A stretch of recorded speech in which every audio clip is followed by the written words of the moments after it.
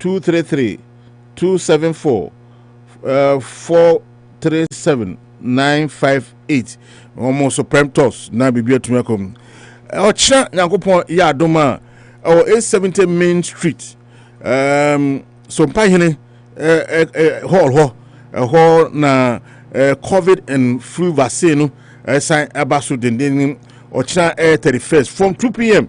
to 6 p.m. no side media abaso na omo wo bira omo kofofo no okwa omema gift card over snetia omema $75 na ochina de na be last for $75 no na no munya nwie omekwa so asan ibium na omya one kwa kwaji $75 ochina the subsequent one be kono kwaji $25 na omo che say okwa obinya free government phones tablet and electric bill assistant groceries so obinya free groceries anochi chrome special lunch na snap application assistant so wenya bi na wako bi say ukona be so ya kwan na say urefi 870 Main Street na obetuma afa na naso mpahin o sa number win 508 926 8875 508 926 8875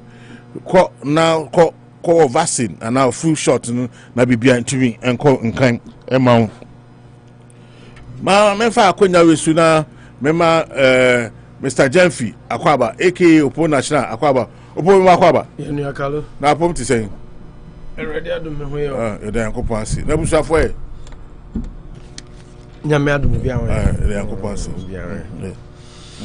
bia ho tie fo mfanche na nya technical hitches kakra even so ho akalo share kasari na Facebook no na we needed to restart some of our PCs and make sure we keep them going. Sometimes when you periodic maintenance we na SCBB the viruses no person will attack computers no. Until it is what it is, but thank God we are back. And I'm also near Juma. That go pass.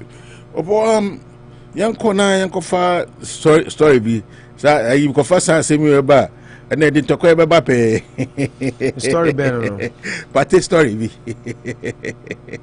otherwise sports update now I'm baby that is okay yeah we there Ghana sahini under the day are you say you know Muslims for now start Ramadan and na chiwiano into first akonya we so ama omuina no happy Ramadan emra omo akwanche no mahwe yankopon nim 1 month no afei nkra akwakopiom se nka afei na nka CAF omagine se nka Cup of Nations nka bebo June July na nka ne ifo na synchronize the European and after European and nkomabo but nka nyane se almost weather no because of the weather nti enya dia side median beba so almost and they call 14 January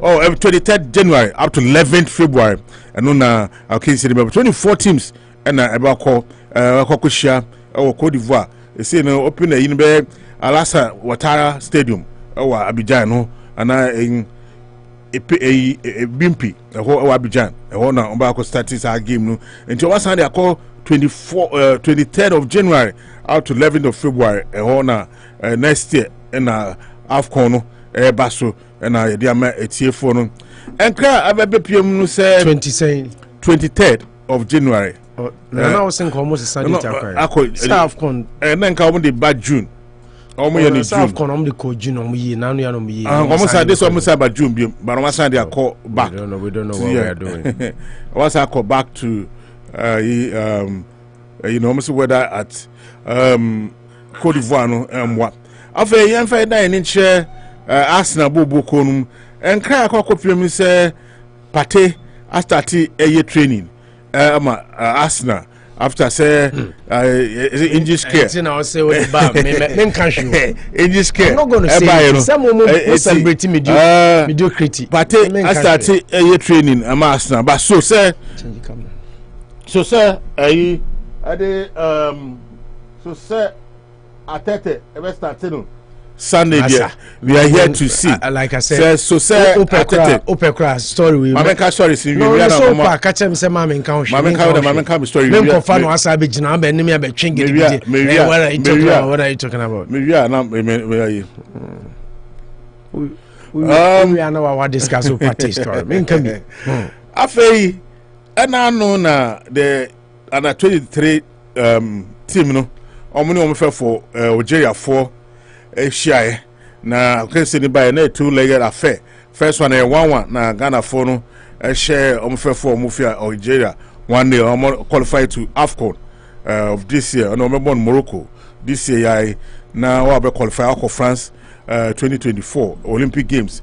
Na no na encourage be pie say legendary forward Asamoah Gyan say abrantie bia Osi Akama Northern Denmark abrantie na fairness niama no born home modi papa ho na amafo hwehwema na say Asamoah Gyan home abrantie no abasi fata usakusu da no born home modi pa na ntia Asamoah Gyan eka abrantie ho asema yankɔhwe agesi abrantie ne share no na Asamoah Gyan desi legend number 3 no masa obi born home modi amfa desi 3 no na amafo say asem na oka Nesnuama na so no ambo ne bi Nesnuama kwa o ma cross ya obo 3 o si no Gerland na so ya di o boy bi na o cross obo cross no Joseph Pencil na oka na say the card under 23 say na make okay under 23 players me say na make so mo hu no ka ho Nesnuama de no boy o cross ya ma oka is a Black Stars di na me feel say bia Isahaku ebo modern but Asamoah Gyan can boy na sem rather me come Matthews one thing me say Matthews for boy na Isahaku ebo no modern na Asamoah Gyan kan no asem ba na Nesnuama no aso kan asem Isahaku nko na bobo no o so bobo ba ama for koy no mo say one story we dey be ade akon wan dey akofa but dey ba ya kan da glaringly chama me come story we dey me come story we me ya me mo akasa Mama can story ni me do no mama can story ni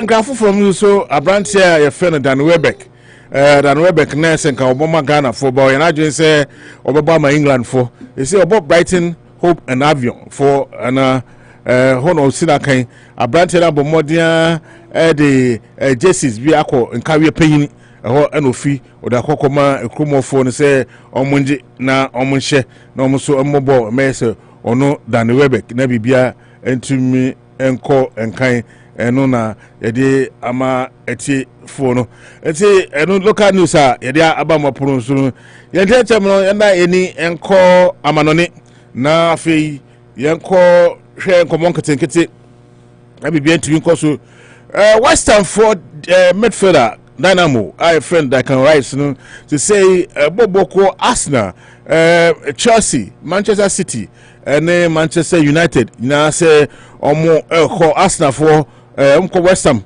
Now ma kofe say omenya abrantie no no be see akai amo omo anam.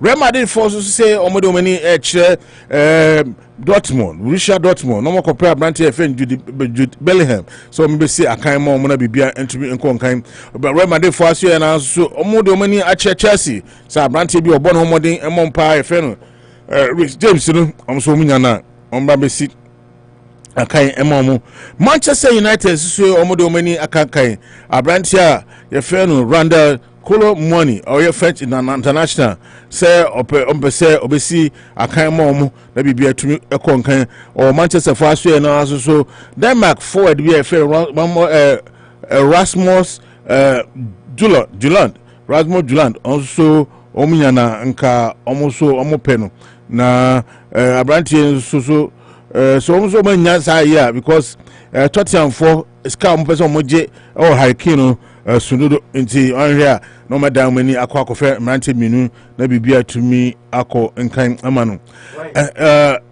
abrante feno Rasmon Duland almost say hurricane skada omo de kotono no asu nti say if for overpricing too much nti omo de mani e be che kolomwani ana sa brantie ya friend was small Holland our Denmark ni obisi akan o Manchester Australia na so enkra kokko be me say abrantie friend Stabisa Manchester Stabisa obisi akan mo from loan or Bayern Munich no abrantie no wan hwe ya obesan da nani akọ Bayern Munich esan say Thomas Tuchel ana Thomas Tuchel our be Bayern Munich for coach here wan hwe a obehia abrantie no services nti wan hwe a na amafo free say abrantie no obeka Manchester permanently no wan hwe ya na went to me and Manchester United Sabisa yeah one craft from no Julian Nagelsmann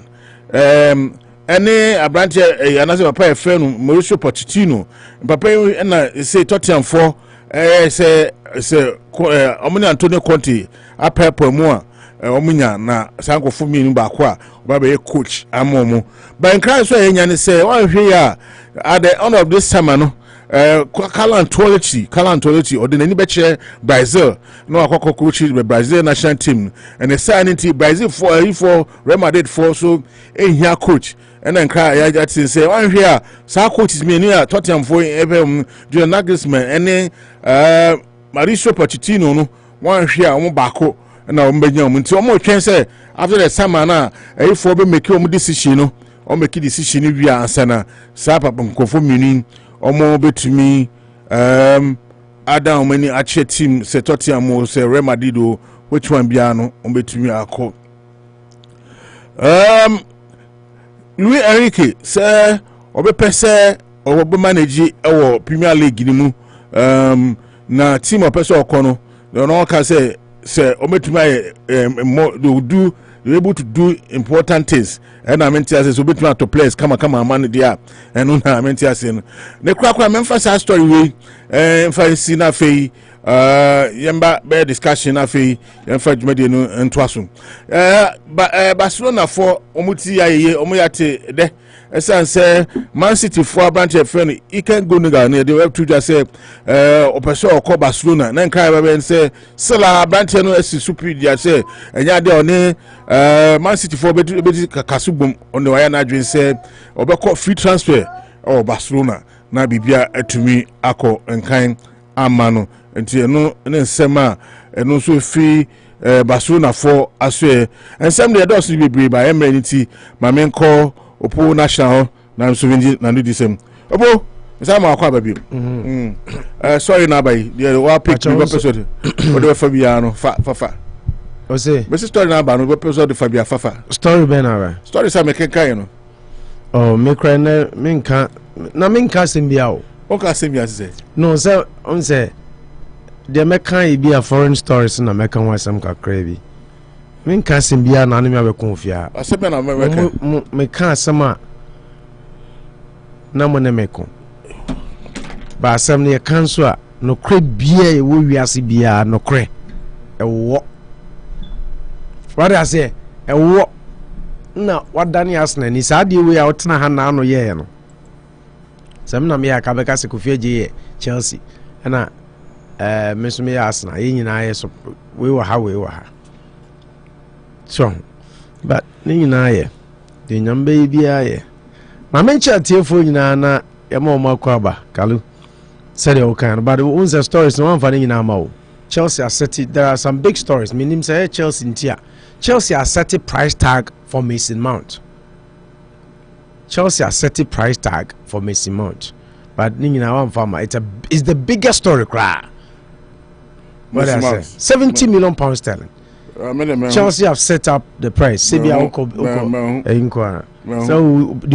person who now the person who now the person can be a car.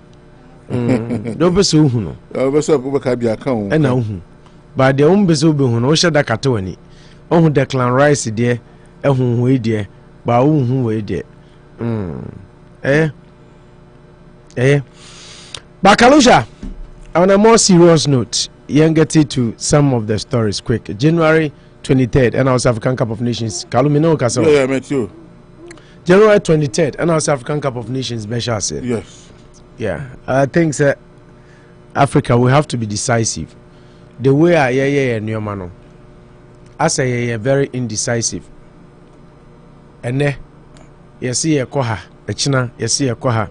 Now about African Cup of Nations, January. Time I is so yini na be who you know.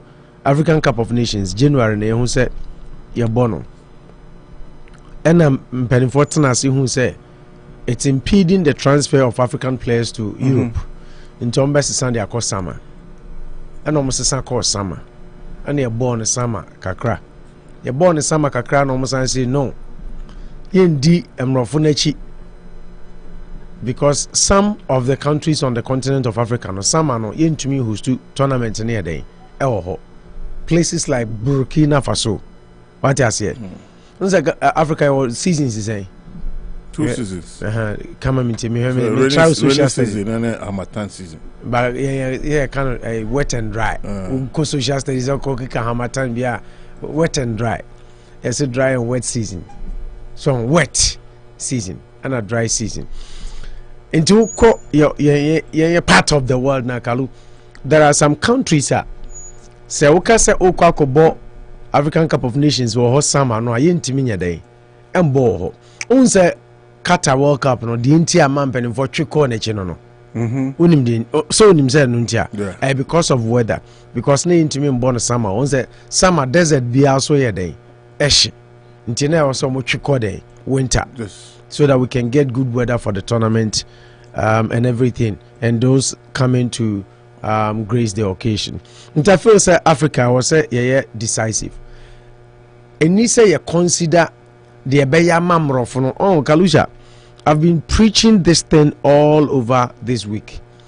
Say ko bibini lumba friend say ko daki yebekwa ko di fufu nyom no.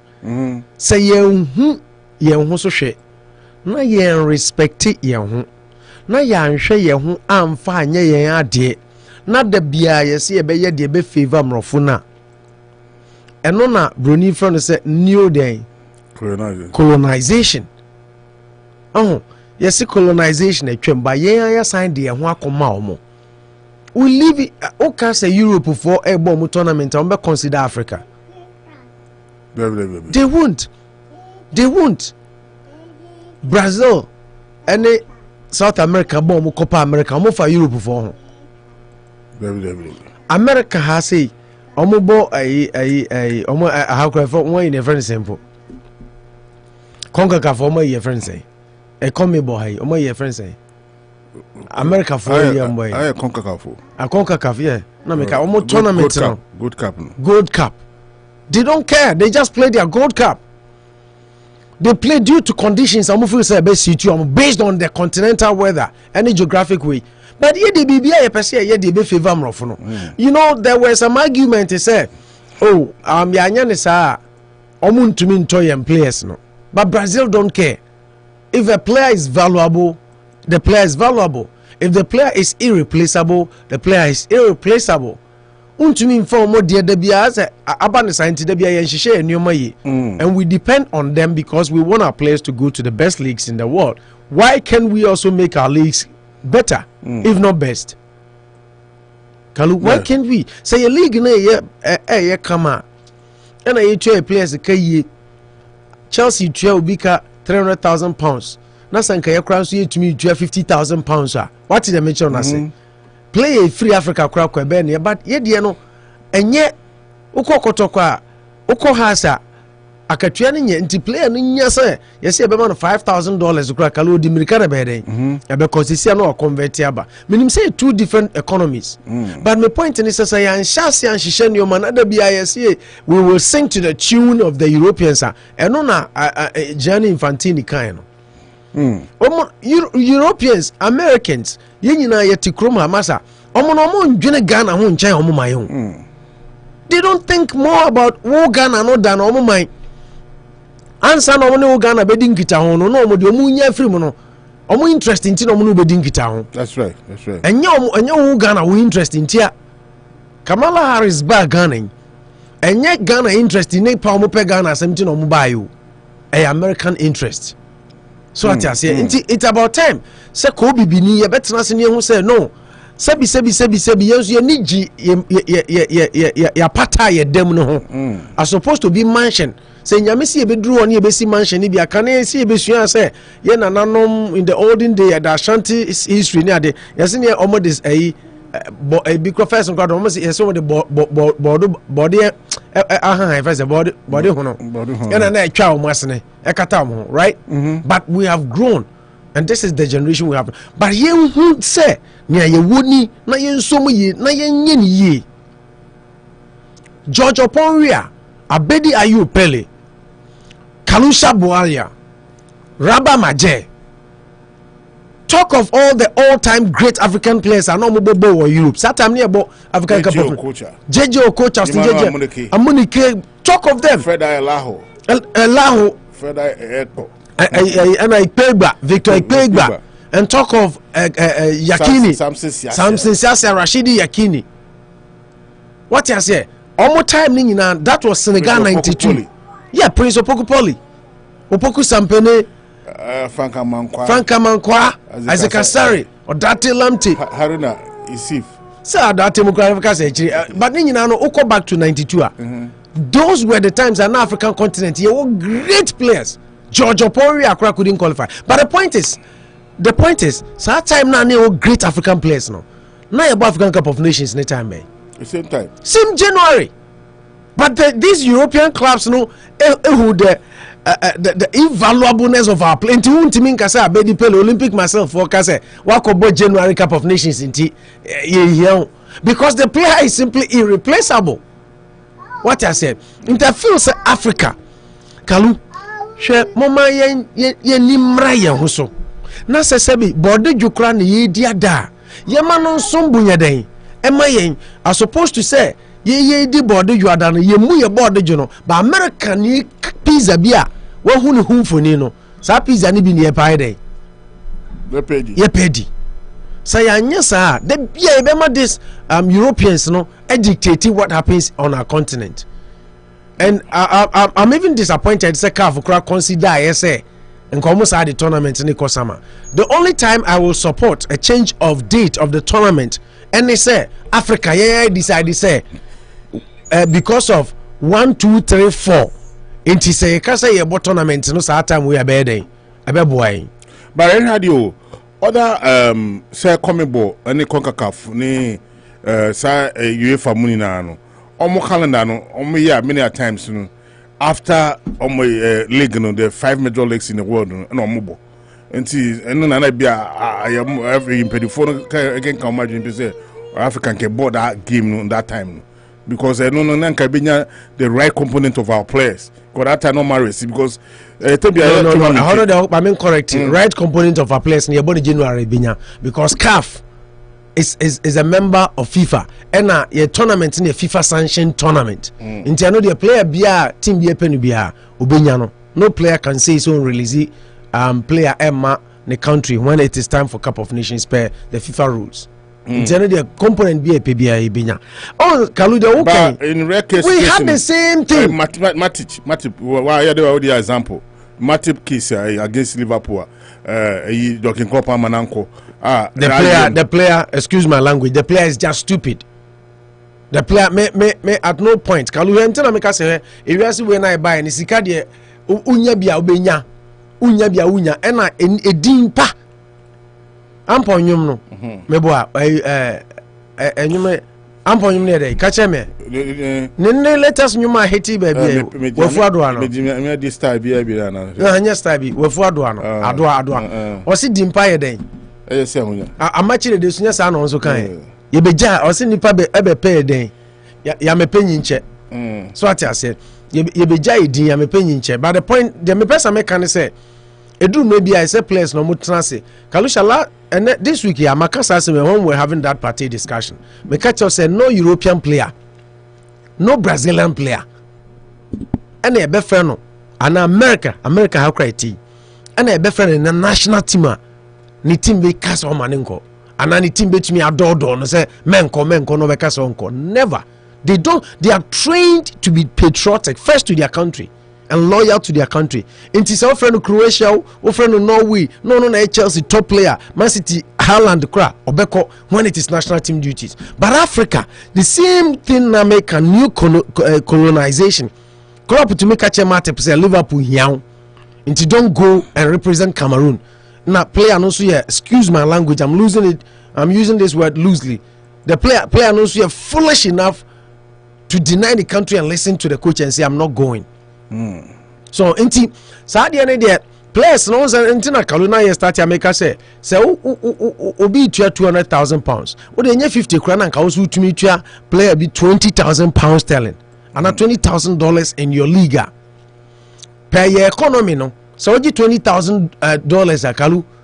What did the mission I say? Into onya Europe nko na born continent cry liga or you're proud. But you intimate share in your money and I don't see why. So sikano ba and penifono invest sikano ye African corruption everywhere. Everywhere. And I know yes almost ye FIFA go project be or Ghana. Where will be? Yes, a politician be a wire na omo commission stadium be a training pitches no gas on bay no marco fabia ka ho done issue. So inti yendi no kre na da inti na ese call World Cup Kalusha maybe you are the head of research, so you can do me a favor by checking for me sika Ghana call World Cup yenyaye as a country, but management members in your $100,000 for what? Go and ask, say England, omo wodi team na chiko ye be ma obi $100,000. Inti ye what time for we are own enemies because yen kan okre na ye didia. Sa kwanya ba say ye didia. Ye far left, right, center, back. Ye dibi wura ye tiko ye na news na metiopies agwana ka se memisre sa. Wo se omu twa kontomo afa omo tiko na be pie omo num. They eat even from the wrong side of their mouth. So I think it's a problem we have to solve. Nobody can solve the problem for us. I always say the African problem can only be solved by Africans. My Europeans no and I can look back to a question. Maybe point and say a baby born now. What I say now the Bakosama reasons should be African reasons. We are 9 million group stage 4. $9 million. Yeah, $9 million. But maybe $9 million. In Ghana, yes, as a country, one to the mention as it. Say, be a call World Cup. No, yet, kai boy in ano. Sika inya in India, diakosi, Ukrumo, the Yamaranza. Yadiakosi, training pitch craft for the kids of Yamaranza. And no, America, and yet $9 million, they mine. But ya chedi. Omo ye budget call parliament so who scan omo ye budget na match $9 million. Until the money is what gone. But $9 million group stages no Kalusha Okodi saying just how many days need here? Tournament in last day for about a month. 3 weeks. Yeah, you could say oh. Now $9 million no, apart from the animal players near no, not management member 200,000. I like you can go and yes, so I could be a $300,000 for Gubutum. And this same man will come and cry, say nobody is helping the Ghana League. Nani team will hear investors. Are supposed to put to Sikano use so that the league facilities on the continent no be up to standard no. The bia yenya na yedin yenum. Yenya na yedin yenum. Into none the African problem. Into my point is the calendar for the Nations Cup. So be it. But almost sound with African reasons. My whole point I mean make an anopa and say yen juni yen yeho. Na yen fa yen yeho nya yen nyoma. Na mrofono omo juni yen ho mfa nya omo calendar so. The only time European beba or American beba or no na the oba be nya free ho nti. Ene the interest in tea and oba. America for the gig buy ho nani. Want to say Russian vessel. Sorty, you discuss your the oil Ghana. And then Russia for say Ghana a car you do munina no more the idea.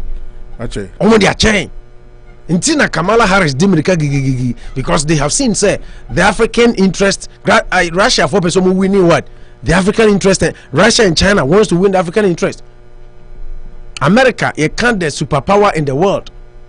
And so Ghana, when you didn't say China, America a kasa ne diomo and so mo tea say Russia for the eka Russia vessel be the oil aba Ghana no mo dum no mabao say a country anka Ghana ye loyal to power anka US because I had a president bejina UN ebe rebuke Russia and African leaders no say no be aka na no tum or rebuke Burkina Faso ni ade because Burkina Faso move follow Russia move footsteps like authoritarian rule.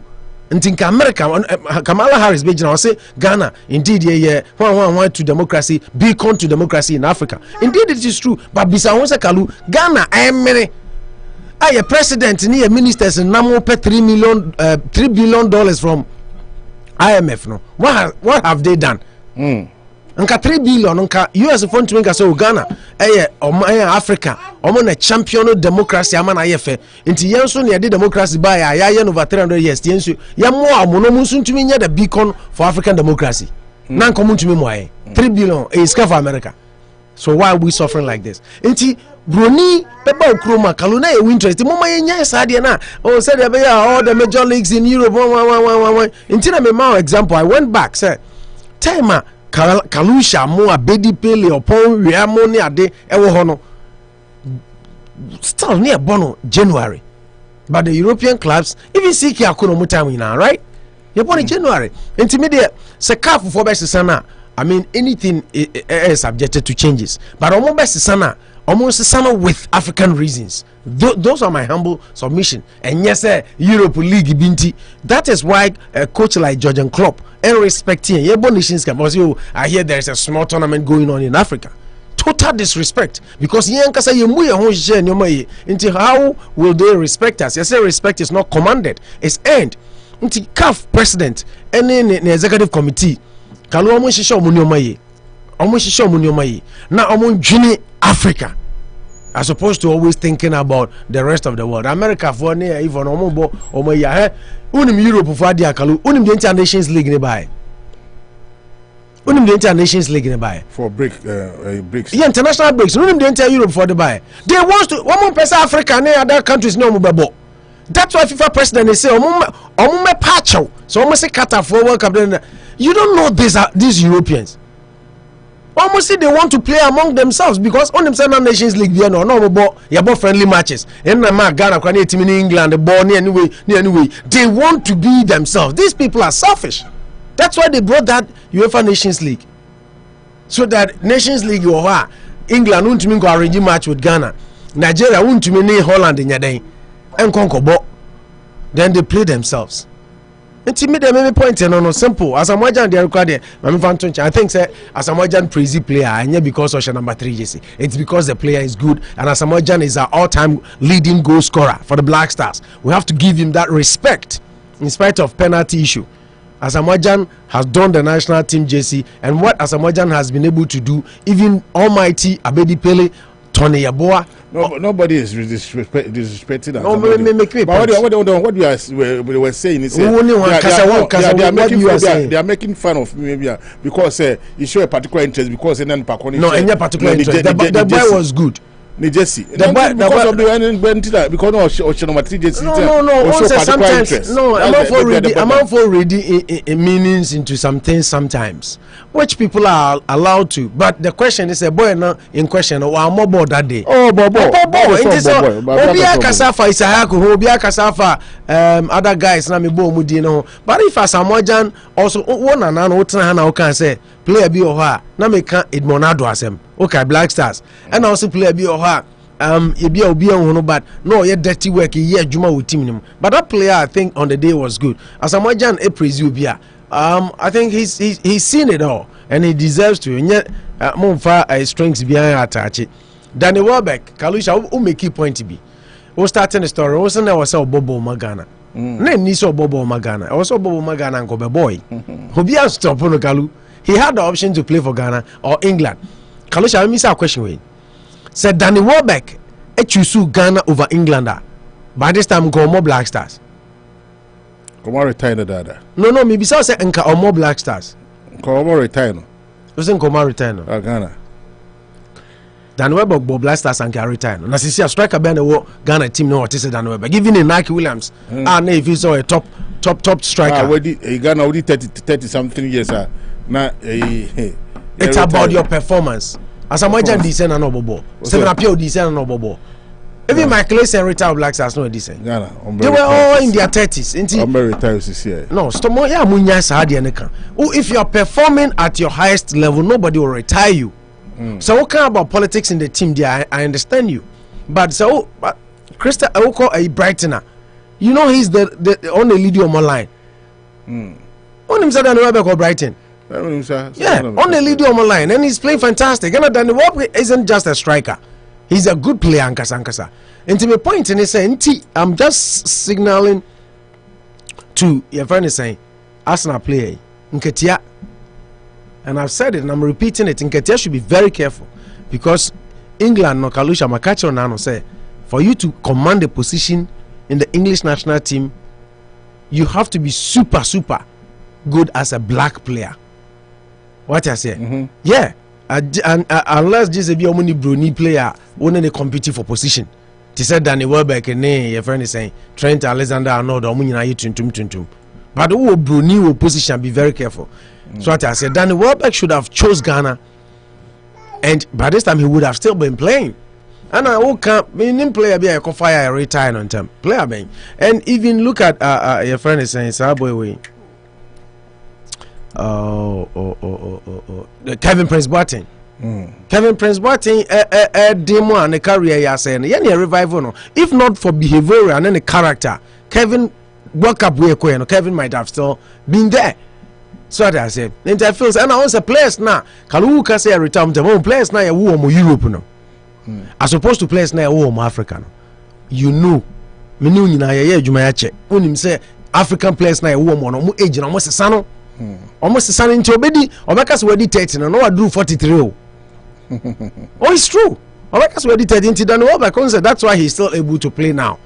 So and that is one of the problems, but I think that giving back to society is something we have to always applaud, and for him to have gone back to his hometown wasn't offering career to a Kumasi boy, yeah, and for him to have gone back and give to his society, you know, I think I was saying I was on saying Ketia, and so yeah, similar thing. Kalum has not done, and so back. And I think that it's a good thing that Ghanaian born players abroad, you know, they are beginning to realize their roots. Now, but the little they can do, they come and do it. I think it is in the right direction. Thomas Partey starts training with us now.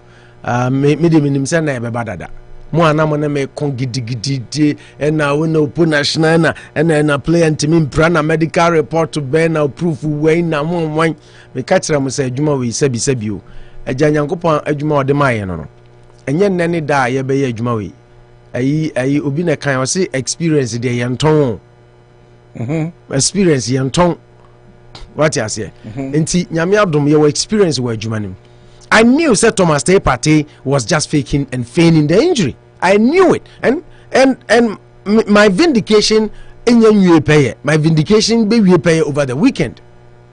My vindication be pay over the weekend that we will all see Thomas Partey donning the number 5 JC and playing for us now. That's why I've been saying, say, coach should be firm. When you're ready for Ghana, go away. Abedi Mukura Bako.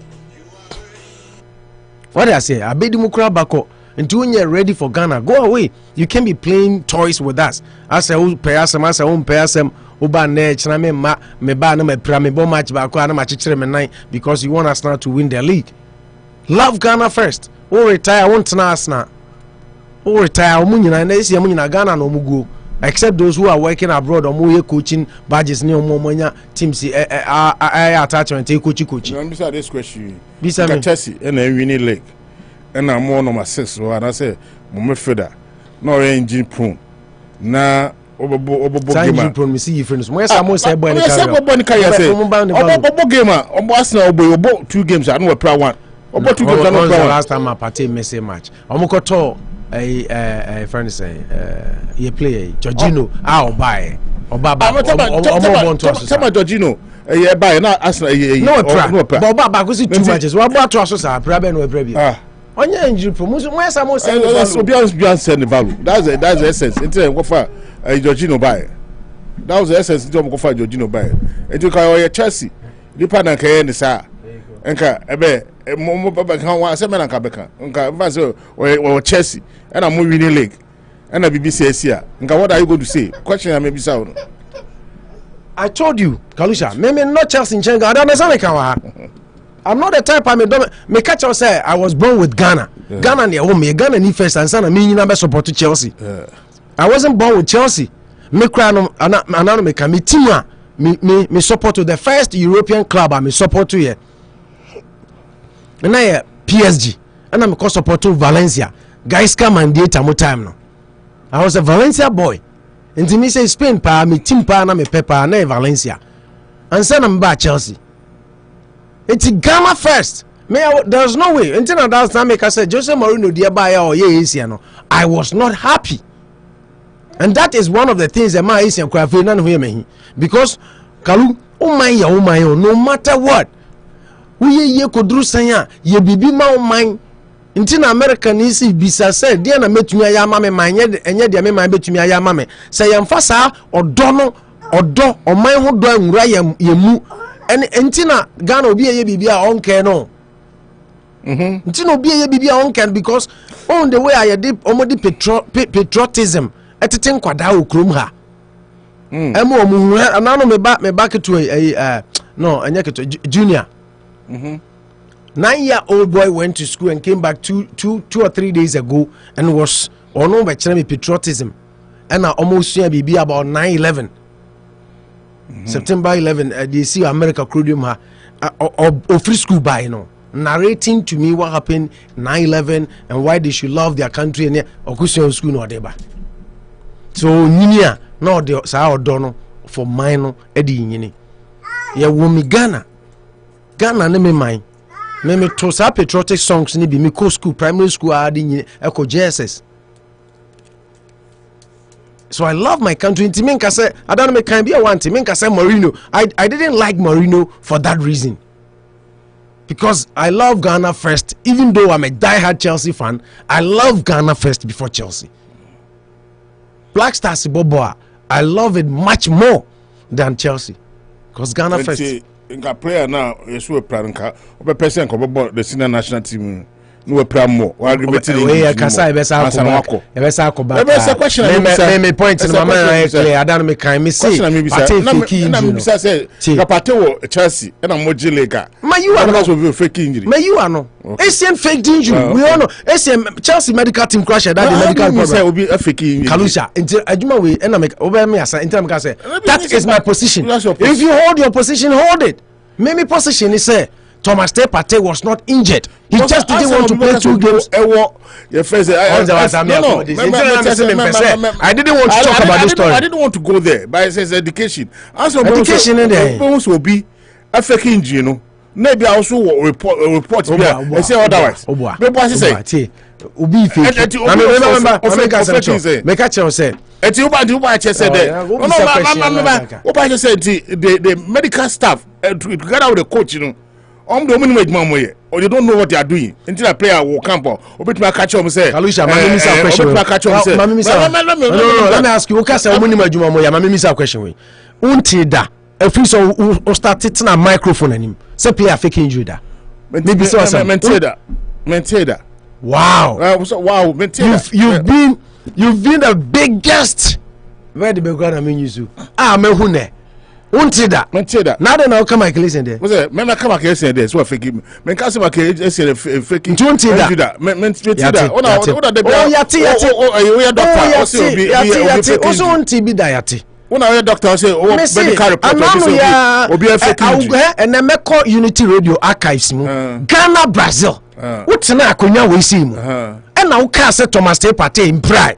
What na akonya we me. Baby a David T. Me man kasi wan kaje so proud. Me say I'll go in that kind no. He was training and I saw onya no I can training.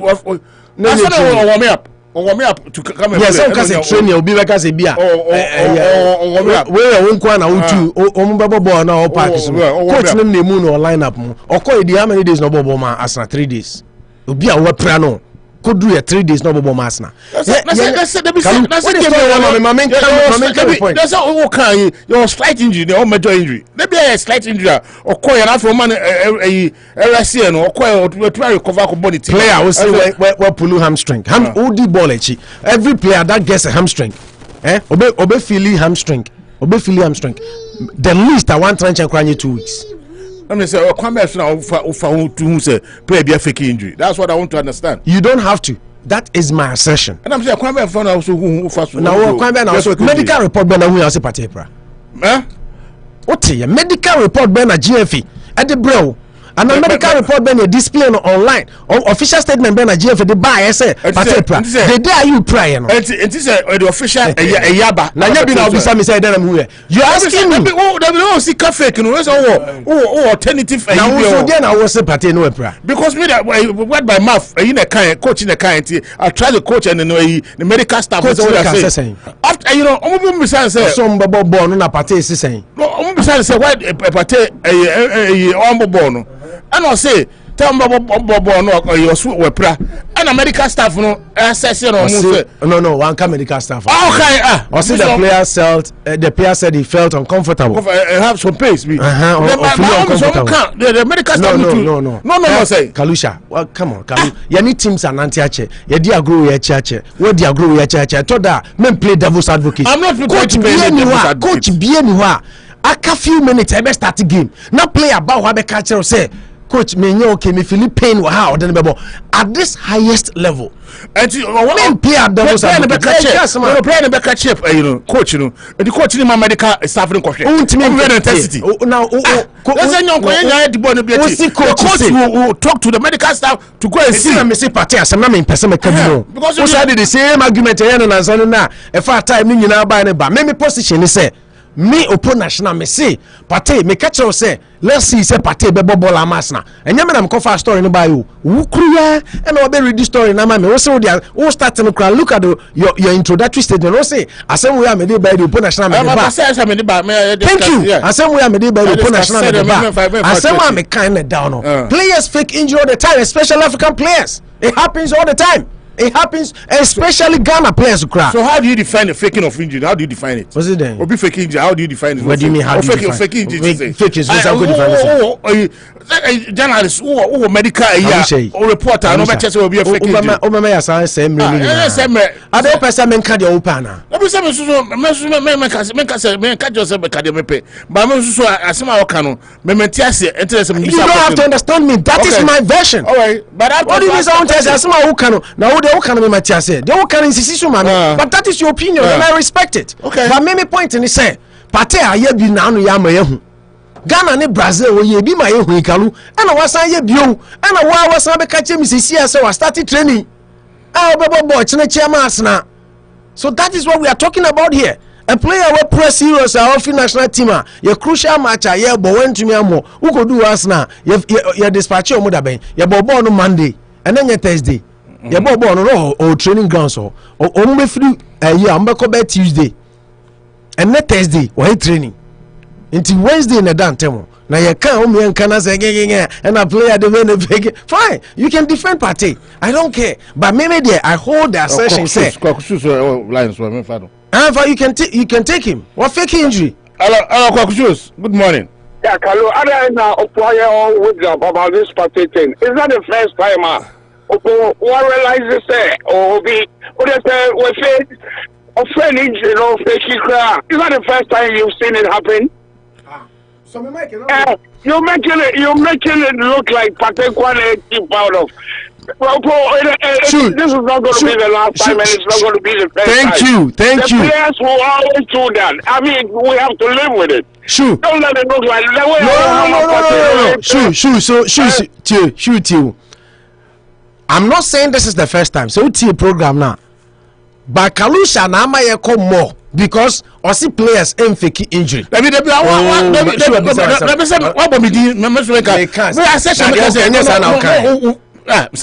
who see player fake injury? Let me say fake now because we be a fake injury. We assess my medical report. Kalusha, what is fake? You can't say fake. The thing fake is the thing doesn't exist. And what create something that doesn't exist. Something that is not real. Something that is medical stuff. No, shoe point say my father say as a being see that this will not be the first, this will not be the last. Shoe or the same way buy no make can come in kabi so tie and now no make can on one side say but shoe ball and you do ball cheap players or move fake injury. Maybe so. They do it. Pate ye be nanu ya in Brazil. Everybody saw it. Even a sorry penny crow ya as die had the crowd a bufu pate. Even nanu the crow catch them so a drop pate pa. These are things they do. Yeah, they do it. We've seen it. Exactly. We've seen a lot of these players. They do it. They do it. And you be new, but maybe point is where you've been for the. No. Kaluna may go back and forth. Kaluna may go back and forth on this issue because maybe the point is maybe point and then they say while faking injury, he's going to play for Arsenal. That is the point. And Kalusi, you fake injury. They do it. Opo, and another time you also Adena, Arsenal, Fisio, it is nothing. And you be new. It happens. Player, no. I mean, when you have your everything in the player, you don't want to play. Monfa Saka. Mo Saka call Englander. Now the Fisio account. Fisio, yeah, buy a crown. And he wasn't just helping Pate in the camp. They made him available for the night. No. They went through the physio to make sure Pate doesn't play the second game. I can tell you that. That is fine. It is okay. And you be new. And you be new. When you make sure. I understand saying you be new. But it doesn't make it right. You are national fan now agitating. But this is not going to be the last time. This is not going to be the first. And can we stop it? We can't change it. No. Shoot, Matthias. Player no send one can. Or no player no send one can. Thank you. Unless I mean, and the medical team and determine. But shoot, and I may be sad. Matilda Okanin in Asio. But maybe so say when Michael Essence happened, what did you say? Yeah, let's say your quality. Thank you. Because it is Arsenal, you are an Arsenal fan and you want to win the league. Now it is not new. You see, we have to love Ghana. You have to love Ghana.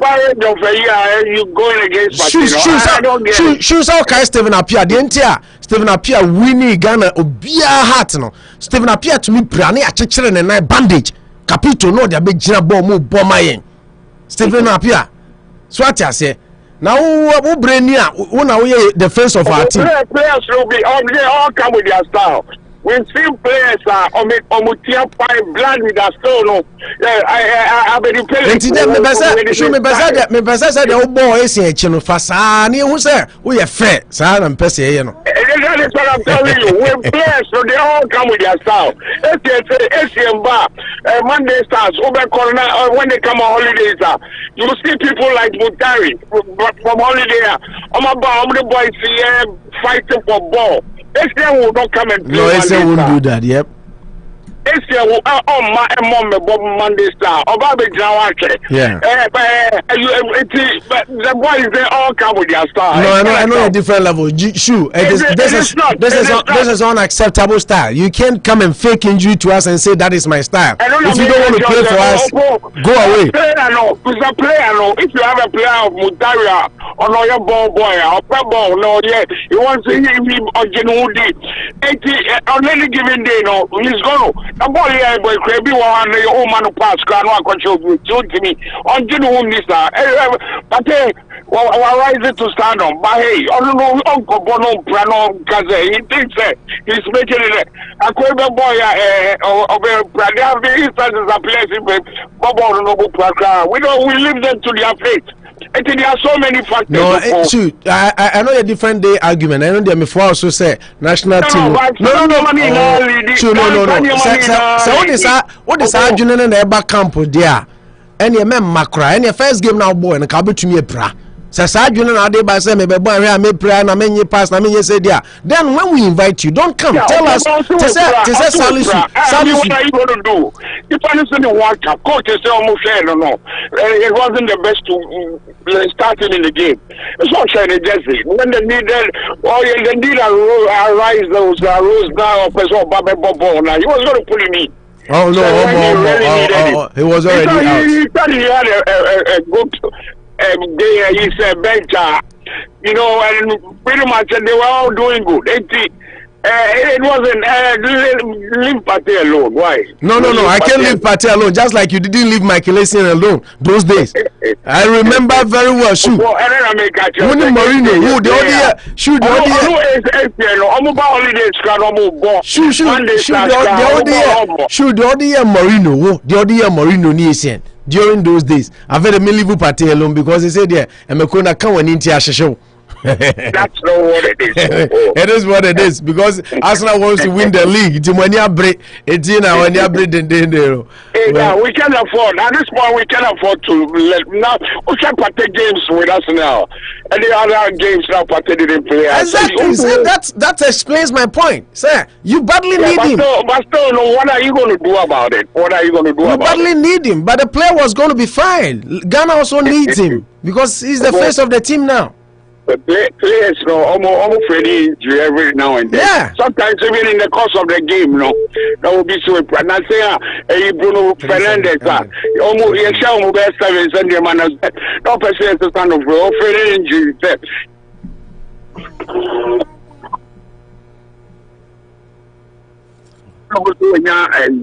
It happens, it happens. No, I'm not saying it doesn't happen. I mean, I just say it happens. Same thing I make come Michael Essien there, and it happens. Players be brave. But my point is say it doesn't make it right. You who condemn we say condemn we. Right, yeah, it doesn't make it right. I mean, all your fire, man. I saw pay you coffee a day abasu.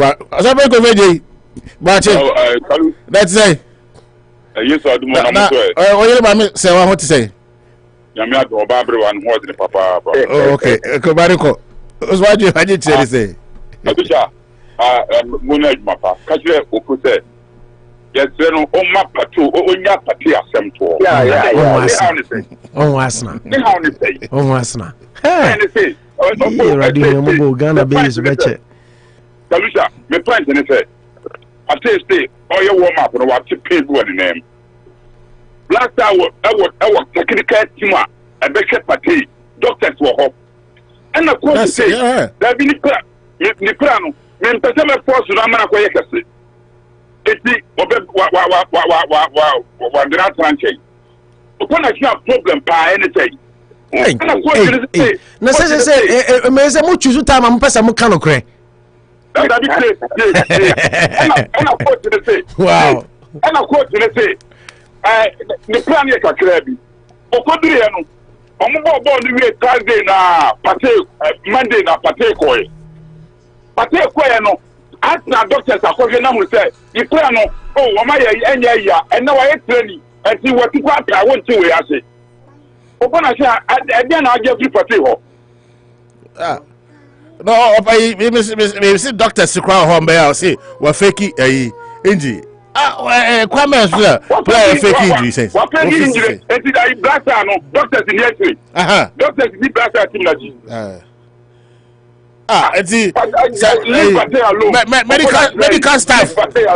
Medical staff and physio or they only buy down. That's open the medical staff when physio buy any coach or me no Kalusha no moment can say straight no can Arsenal G League now I've always made my point clear me pesa Arsenal G League no because me pesa Man City be dominate EPL. I'm a fan of EPL but I love Ghana more than even Chelsea, not to talk of EPL. It is all the Ghana be dia grow now call of Arsenal more than Ghana. And yet no be ni hu say 9 year into be bomb Arsenal. Yenya kwada this is fake. O fake injury no be anim. And Adan me catch I sorry penny. I dana e ball no me not na come. Dey asem na okan.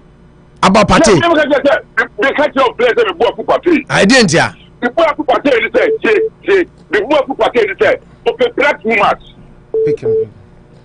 Oh, and I any Brazil no so any Brazil no so. That's when you warm up and was what a play when there be on kwan or you warm up tipping. There be a pattern kwan na warm up tipping. On kwan player or you warm up bia you be bomb match and you warm up. On kwan tipping. What did I so fake? Was also on fake. We play also a pro national team 3 days. So 2.5 days. I feel the training, full training now. You was now. Hold your breath. Share ball. And can play hold on. It's not the first time I want to say. Warm up a player. Pull maybe or you free. Never. Mati Bebre. But when it becomes true. Thank you for your question. But when it becomes consistent. When he becomes consistent and the player goes the next few days he's playing for his club. It could be consistent because you could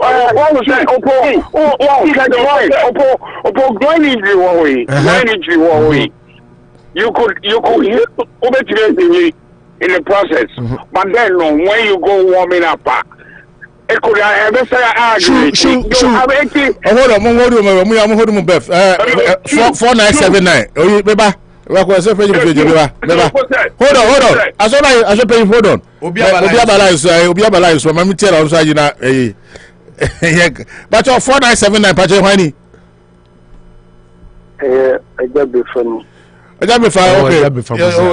But your open what do I know to now? Mananko. Yo, Madam Marcy. I dear my special mechanic. Is it? And yes, I must see any Upu national in Namiki Biama. I say, come and call a Ghana from penny for BT Bank, a particular name of from Kenzie inviting you. Simple. Who say, and Yenya, and your Brazil would incur you a free so much. San or ye, and son about my Brazil, dear, or ye, and a win so about the toss. And you know. When you trustworthy player to me at all, I say inviting about gather camp. Now, no one can be a fat Stephen Apiano. Are you true? Only you who is a true captain. If you cry the message about Facebook, a true player or Jenny on Chelsea, Asian, and the same thing. Yes, and only Emma Asian one Ghana for you want to see this. And I'm a bono. I question. Man in Casa, you have two more Casa.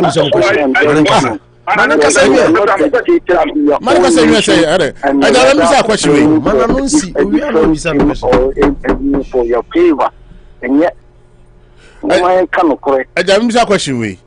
A player, a few see a few more, will play 3 times. And you go on team or player and car. They come in and fast bit my season started and what is the question, man in Kasai? And yellow credit in the sense to say, I mean, you are with the Brazil, Diano, and you are. What be proud of your warm up tomorrow? Coco dinner and supper paper, no coin, no I'm a cocoa Jiramuku training. Brazil, season started. Oh, team when a season started. We play 3 times, sir. And you guys will put come on, who is? Okay. Oh no, so now do this, my man. As I pay now, open so can be man. Apart from Brazil, no money date, no man to go up by way, sir. I send the referee. Obia rate me for them. Obia rate me. No, we will go back into Pate's history. So I say profile Pate, be profile. But even if it is it's too much. Pate or yes, I Bia. Pate, Diano, yes, Pate, but national team. On your home ball, but not Pate, happy that. And cut that. Never say never. Because be I won't check here. Yes, taking no memo or ban, you see, or ban next team on your home ball. After Kasama 1%. Then it's the first time. It's a job for money. Yes, I do know.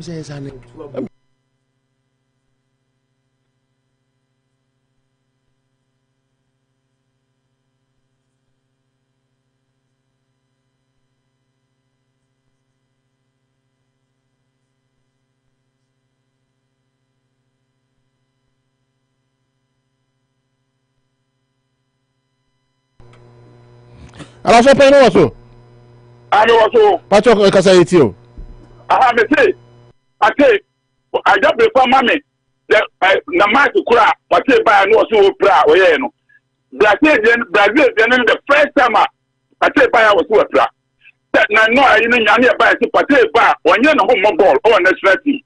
But I say what we pra is one money ade there. Brazil the first time produce how many madam sir. Yes. Because I'm the catch was say last AFCON they call a Cameroon ag home and away na no bo first year by any Brazil friendly match o kwa so we na matches we kai 2 matches o we won one na second one waka say we pra yama for someone tiase say o fake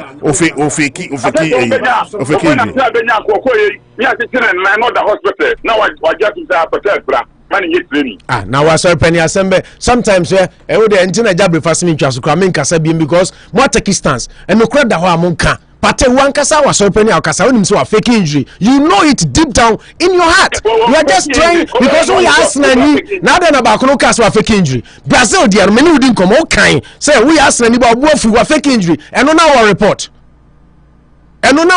on a chance of fake injury.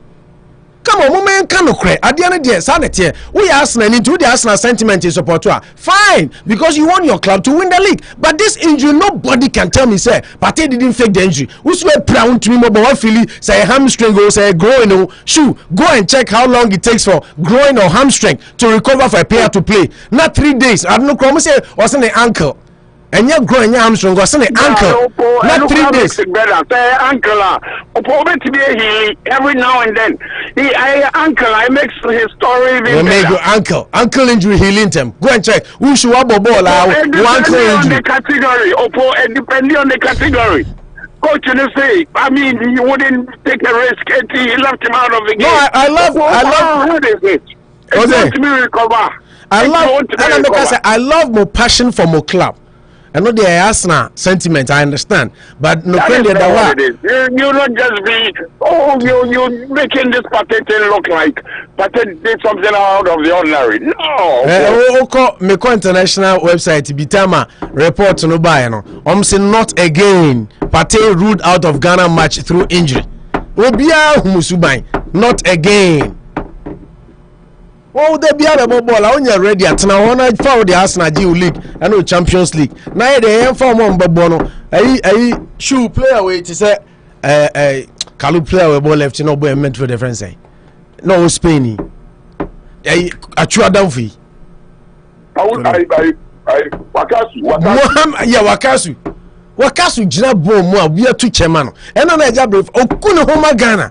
Eno na eja brief kan Steven Appiah message be by. Or Steven Appiah lost his spot in the Juventus setup when he refused the advice from Juve not to play in the Athens 2000. Steven Appiah na timi bobo e Olympic Games and bobo Nations Cup.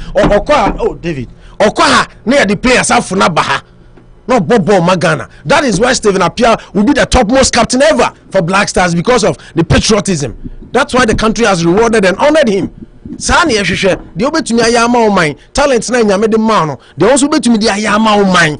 So shuwukai, ya di Steven Appiah full play kobowe, ni asad na full play abaha. This is what we call patriotism. And you Bobo Bakwa na Arsenal say, we stated, sir, president on the private plane and the flyer be the back plane the system and so more or bobo we are side no I fly you actually a boy was the bobo college or yeah no matter amano so call it happens the value of the player. Thank you intina nano ne can shoot so tia me kase Abedi, I used Abedi, one of the most committed players ever for the Black Stars. Abedi Pele, ever in our history. Ndina omudinka enfree yanum dano. Michael Essien on say Jabri Feka, on say Michael Essien. Ball or boy nyina Ghana for Haley Essien. So be kind of cry.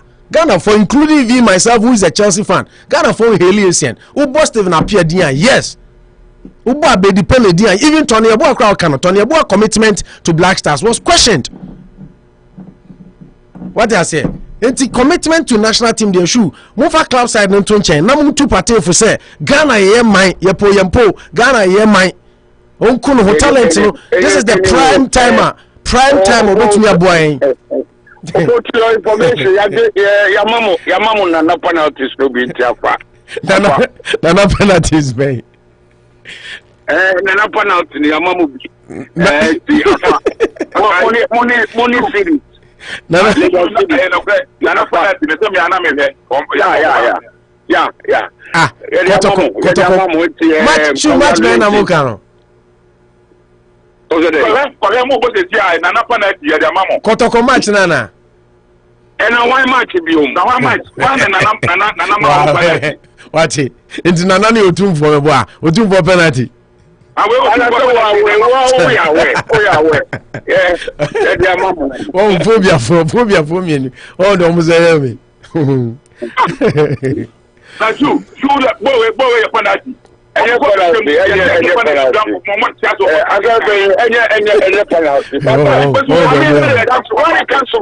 know what it is.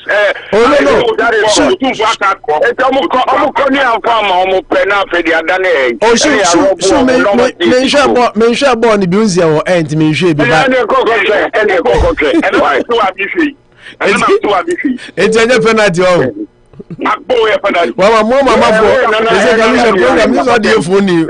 She mama program not on the phone in about Friday every. Hello. But show Munya so do be abaso 2626 but why 4 months. 2626. Enye Ojo. Oh, here about the music is a boss so abemo e won na fan Thank you. Now where have you been? Thank you. Nana penalty said I said time. Oh, United. Shushu minim nana penalty bio. I'm hearing it for the first time. Only time. United for Fegi time the only. Now shoot. Has ni kotoko. Why pa ye penalties man o Ghana League mu. Has ni kotoko. It's only me just has and kotoko. Nana penalties is in there. You know it. Kotoko ne has more ball. Kotoko never ball. I don't very kotoko never ball. UK we can get na penalty. It's impossible. Ojo, Kalisha biso so Ojo na hebo ni bi. Ojo penalty na penalty na say anya penalty. Ojo bi okay. Amara measure. I can't just say that penalty won't be there, no. So that ball I just penalty I just make to phone. The penalty there, and then blast I do Congo no. The just what the penalty back on count no more. I know. Azemo. Blast any Angola now Canada. I have one. So when him say no Ukraine ba automatically. I have one. Amba. A team for you never lost. Okay, another was Ojo ba e unka hwe na ogina so kotokoni na mo bubu so.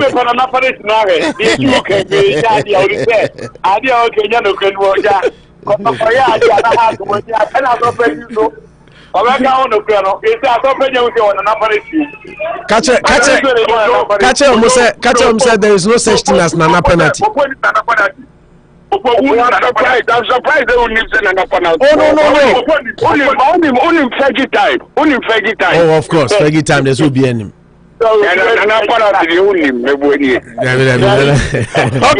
shoot. I saw pay Dash. You better pass. Oh contribution. That's it. Yes, sir. Before I leave, no.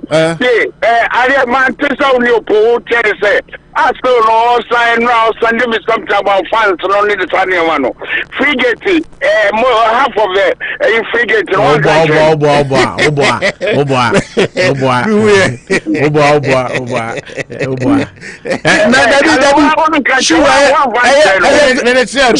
I have him led the post. If you post, no, some send them out. Yeah, me also the brand. Yeah, I don't know what program. Free stuff they will be up there. And it doesn't mean just Tio, media me a fair pocracy I don't know TA program no.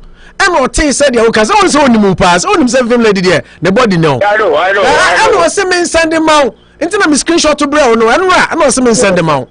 And I'm going to smart for me, just a messenger. The ball, no, you better say anywhere. You better take that one. Free game. Then I came to cry. The second half of the game now was free game. Why wouldn't you get it? Yeah, and I've first half not parking in your mother. Now the second half. Sure. Stadium be a wouldn't say Bobby. Who gunning? Say I'm bobo now. After first half, second half, no any money. 30-15 minutes. You be a free gate.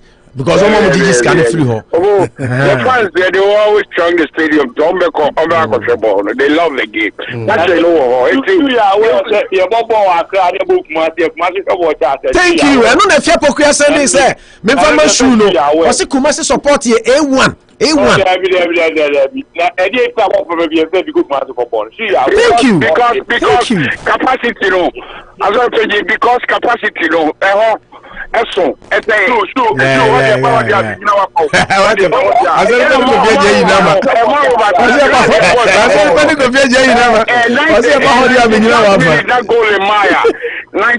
minute, not goal in Maya. Fans no, they're not going to sit there like Kudus or style.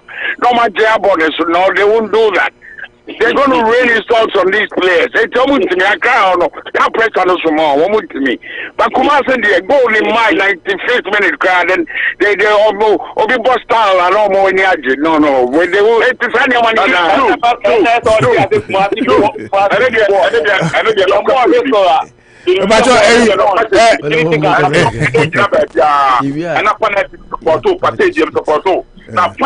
support. Pass the only to pass the only to I'm going to say you let me 2-1-1. You let me 2-1-1. Yes, settles our score, no right? I big shoe. Baja fa me chama bi bebe o frame na sa time na your computer no back high nti na ya reboot no nti o se my friend back high. Big shoes. I want for say there more who staff on the sports segment in Kwana more fair political you should do more free why now be able to cook. It's all over the politics. Politics now. Very businessman. We don't do politics. Okay. You have Brando with another party. Exactly. Okay. Yeah. We are in between, but we just want to say, country don't cost money in. Okay. So you never see I pay any more inputs, any more data, and I will see you pa. I saw paying Kofi J and out in can big shoe subaso and a natch 7-up on so a basuvi now a jabri fabuzia so ever chain I drink this party issue also watching chair anything my men call Facebook gentleman I'm kind messages via banafe yanti simo political arena be to be conkind come on na so person there you can party issue ni kakana. Hello. Ojo. Nash. Omo so ka party you be a enim Ghana no one close die yo. Ate say page different country man. Any time be a party we Ghana obo Arsenal. Na he party ho ni a. Na obeja brasa he party ho ni a. Who do the difference will be? They who na ye no die you. Enti ma wuro yin so da ben. Oh, okay. And this is why you also for party no. Okay, you better see. Dash. That's it. Okay. Nash now telling Kano. And also Eden another two party issue ni movie. I'm on Facebook na men messages are Abba. Emmanuel Scott, good afternoon, brothers. Good job, well done. Thanks. And I think please don't waste your energy on parties atrocious. There is time for everything. No, I didn't say my kind. And I think please. Kokochi Arsenal can't Kokoche, Arsenal can't win the league. Thank you. And then Isaac Mensah. And Stephen Owusu appear lost his spot in the Juventus setup when he refused the advice from Juventus not to play in the Athens 2004 Olympic Games. I remember his interview with Kwabena Yeboah. He lost his place to Zalieta. Yeah. We love him because of his patriotism. Exactly. And then to say, and then Sema Stephen Owusu, Facebook. Stephen Owusu, you do or what summarize the assembly now? Stephen Owusu, amount for us so Abba media so Afe Isaac Mensah, good morning to you guys. Opo National and my King Kalusha, you guys are awesome. And Isaac Mensah now say, Opo, please, we are enemy of progress. We are enemies of progress. And then Sema or the Abba Asunum. Entertainment man any encore political issues as I say Meno sports segment for men dada and the call political segment. And then now you discuss about speaker now Oslami on the vice president from America or buy for LGBTQ LGBTQ no nse sem no nti ebakwa kokan ho asem na Catholic bishops so na em de nsem bi atutudwa in regard to say $139 bia US for the be support your budget no nti enu nti na mo pese ye accept LGBTQ na and the san sem anyway na me pese ye di bom na ye dey start your discussion no na few wa na fe ensem a akeka no the Nina at but answer no more speaker voice you are medical born and we my boy Catholic bishop no for some na fe ya den komo twetwe no ato asonti my uncle fa abambabe ne nsema okan mra na o discuss nsema about the LGBTQ issue no na fe ba na Catholic bishop also for na den sensitivity to celebrate over a gay or lesbian marriage.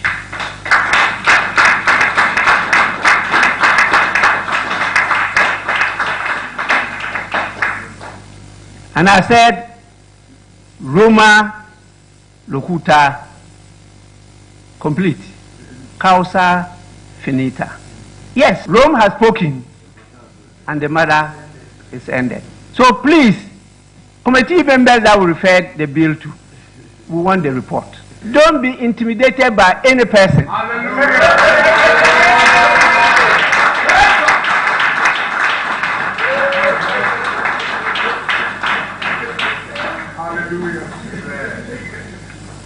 I made this statement when I was a member of the European Parliament, European ACP Parliament in Brussels. Now we have two of our members who happen to be leading our committee, Constitutional, Legal and Parliamentary Affairs, who are handling the bill. And since we referred it to them up to date, we have not heard anything. I've reminded him many times on the floor of the House. What are the challenges you are meeting? Report to us. If you take action against them, say, oh, because I'm MPP. That's why he's taking action against me. I'm NDC. Because he's taking action against me, because he's not in my party.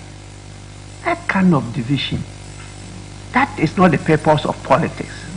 Politics is meant to unite us. Diversity is natural. There's nothing you can do about it. That is creation, and that is the spice of life. How come we are using that to divide ourselves? Please, let the report flow. We need to legislate. Our friends just passed their law in Uganda. We may not go the way they have gone, because our constitution is very clear as to the direction we should move. And so we'll be guided by that. Because if we pass any law against the constitution, it's unconstitutional. So we have to do that.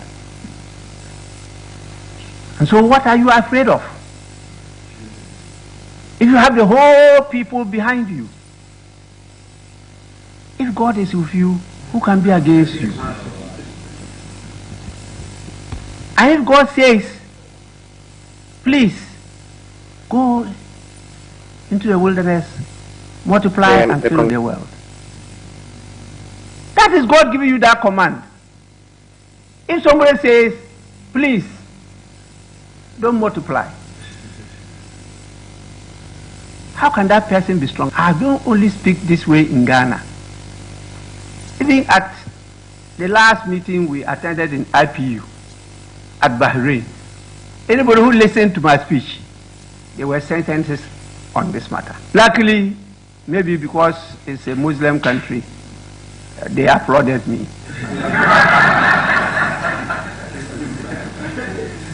If it's somewhere else, they will be asking questions. As the vice president just did, is it yesterday? I mean, these things should not be tolerated. That is undemocratic. What is democracy? That somebody else will have to dictate to me as to what is good and what is bad? Unheard of. Because we have decided to devalue ourselves and go a-begging. Come on. We have more than enough. God has created more than enough for every person. It's just because you are looking at somebody else's share, not yours. We have enough in the world. The bill will be passed.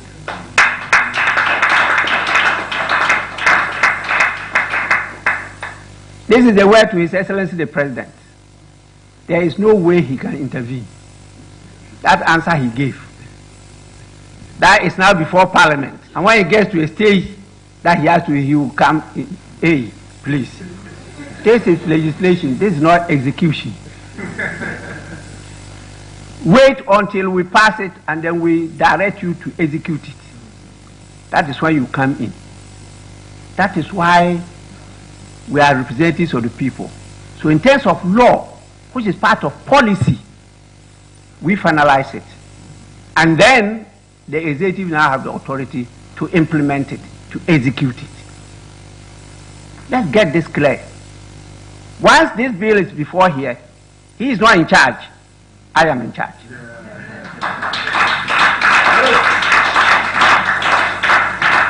I hope the U.S. Vice President is not yet gone, but she will read from me. But Sumani Bagwin and someone also edited Jawo, Sir LGBTQ. LGBTQ plus. I don't say, I call Catholic Bishop on there about 20 minutes, about 2 minutes. Be now the commoner to Asunti, and also Yanko Kote, Catholic Bishop for some of the Twitter. The U.S. Vice President is in the country, and she has categorically stated that concerns about human rights and specifically LGBTQ issues are very dear to her. And that has actually erupted in kind of conversations and all that, and people are calling for an opposition to that. The president of the land has also said that currently there's no law, and he is certain that the parliamentarians would be on their feet to actually be the voice of the voiceless and actually be there for human rights issues and all that. And many are saying that these are subtle ways that is giving way to these LGBTQ issues, and so there's need for a strong opposition, and many are calling on the church. I don't know if the Bishops' Conference has any reaction to this particular issue. Yeah, it's not a reaction, it's an action. Okay. Yeah, we have made our positions very, very clear. And we do not want any parliamentarian to usurp the will and the desire of the people. There was a survey done, and over 70% of the Ghanaian population do not want gays and lesbian this thing to be formalized or legalized in Ghana. And this bill is coming from the people, not from cabinet. It's not from parliamentarians. It's coming from the people of Ghana. And parliament and the people who are there should reserve no time. They should have passed the will of the people themselves. Otherwise, what is democracy? They are there to represent who? They are there to represent us. And we have sent these things to you that you should pass. Are you going to change it?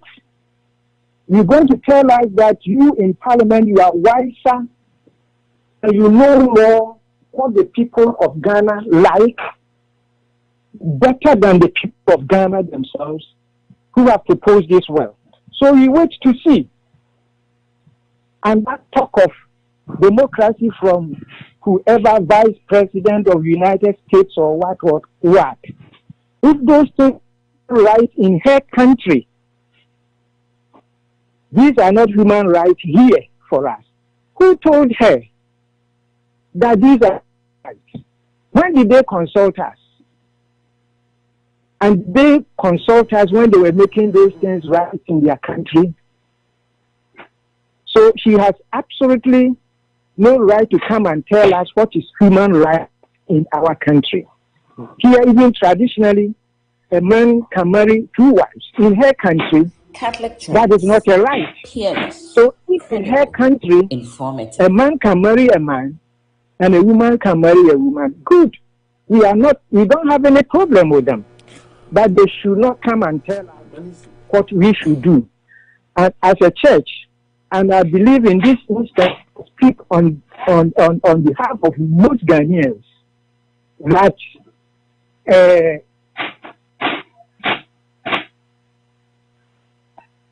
I speak on behalf of most Ghanaians that we do not accept the formalization or legalization of same-sex, LGBTQ, etc. in Ghana. And we will not accept it. And we will see if there is any democracy in Ghana, in Parliament vote on this issue where the people of Ghana have also presented their own bill that we want you to qualify it. And if they really believe in democracy and freedom, democracy, I mean the real intent, what the meaning of democracy, then we expect them to pass the bill that we, the people of Ghana, have proposed. And they should not modify it. And we don't want anybody from outside our community to come and tell us what human rights are. We know our human rights. They have their rights. Let them have their rights. We are not challenging them about it, but by no means should they come to Ghana, be he president or vice president of where, Peerless, to come and tell us what we should do. They have absolutely no right to do that. So that is the position of that is my position, and I believe I speak on behalf of all the bishops in Ghana. We have discussed these issues over and over. Well, look, the concern is that Sema Kale Bishop Conference for President, Most Reverend Matthew Kwasi Jemfi, and also Most Reverend Matthew Kwasi Jemfi, Jemfi. Or the Jemfi. Matthew Akwasi Jemfi. Akwasi Jemfi, yeah. Hey, need you Bible more. And I was saying my name. The Catholic Conference, you know, bishops, you know, I'm president, you know. On some of the Opo Babin and some of kind about LGBTQ, and some or Slami, the Harrison, Kamala Harris, I'll call Ghana, no, and Catholic Bishop for so I can say Ghana. Or more $139 million be, and because of that, didn't say influence and they pass it along in favor of LGBTQ for and to no Catholic Bishop Fundi and common person rejected that 139 you know person influence you know. I see if it is tied to or the condition by say tied to accepting winning it, yeah. And I'm rejecting. Yeah, so until why didn't say or something? I think, Sir Kalu, we started this yesterday and we were talking about Speaker of Parliament. I think this is not the first time Honorable Abambabin are making a position clear. And it is not a position of Abambabin as Speaker of Parliament, but I think, Sir, Saudi we buy initially, there was a survey done. Emma, over 70% said an of Ghanaians can say first. Even if the survey was accurate, it could be 80 to 90%, and even more. What I say, because every so far one out of 10 Ghanaians obenya on average I bet to say 9 or more. Mobeka say Saudi winning idea or more pet. Now I'm saying this uncle like I was referring to you and Rana Mitie in your Bema Nana Yokesi program now your Peace FM. The program reference in the political talk show Nana Yokesi program now. The platform, yeah. And what he did was gay wasam enkwano boy eno mukai na offer mission bibi rapper offer ne angle nifi all the leaders are more better Ghana and even other leaders on the continent of Africa. Me and so a program, a couple of people sent me audios from Zambia president audio no team. I think I sent him out. I sent you an audio yesterday. So the end point and he say Osha Most Reverend Matthew Akwesi Jemfi Catholic Bishop Conference for a soft penning. Say Ghana a democracy ampa. So democracy near practice ampa dia. And was says Samra near passing. Democracy, Kalusha. Obibeka say, what is democracy? In a literal meaning, so we should share the meaning of democracy. Democracy, Oxford Dictionary, I say, a system of government by the whole population. A system of government by the whole population or all the eligible members of a state, typically through elected representatives. Capitalism and democracy are ascendant in the third world. What I say? Into democracy, a kwan bi a yefa so ebu oman a enipa ne nyina ana omo a omo ye eligible ne nyina play role. Just say omo nyina ye den. Or say a system of government by the whole population through representatives. Inti me a meti hey na nado aban no me wombi onim de ntia me wombi through my MP John Kuma our representative Ajusu Jaben Kalusha unso wo na nado aban no mu bi o constituency here Fantiman West mo MP no wan so me check hey when just wokra wapa about constituency so MP enso represent wo Kalusha nti obi a wo kroma bia free krobim and a Krobi is captured in constituency. Into 275 constituencies are one. Ghana Krobia yede Eshemubi.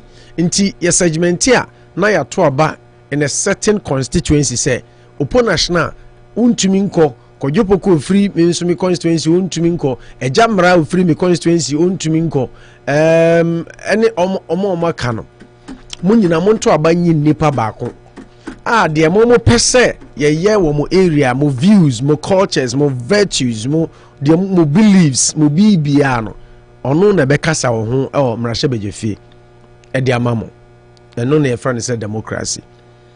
Now the issue of LGBTQIA by Kalu say it is there for all Ghanaians to see.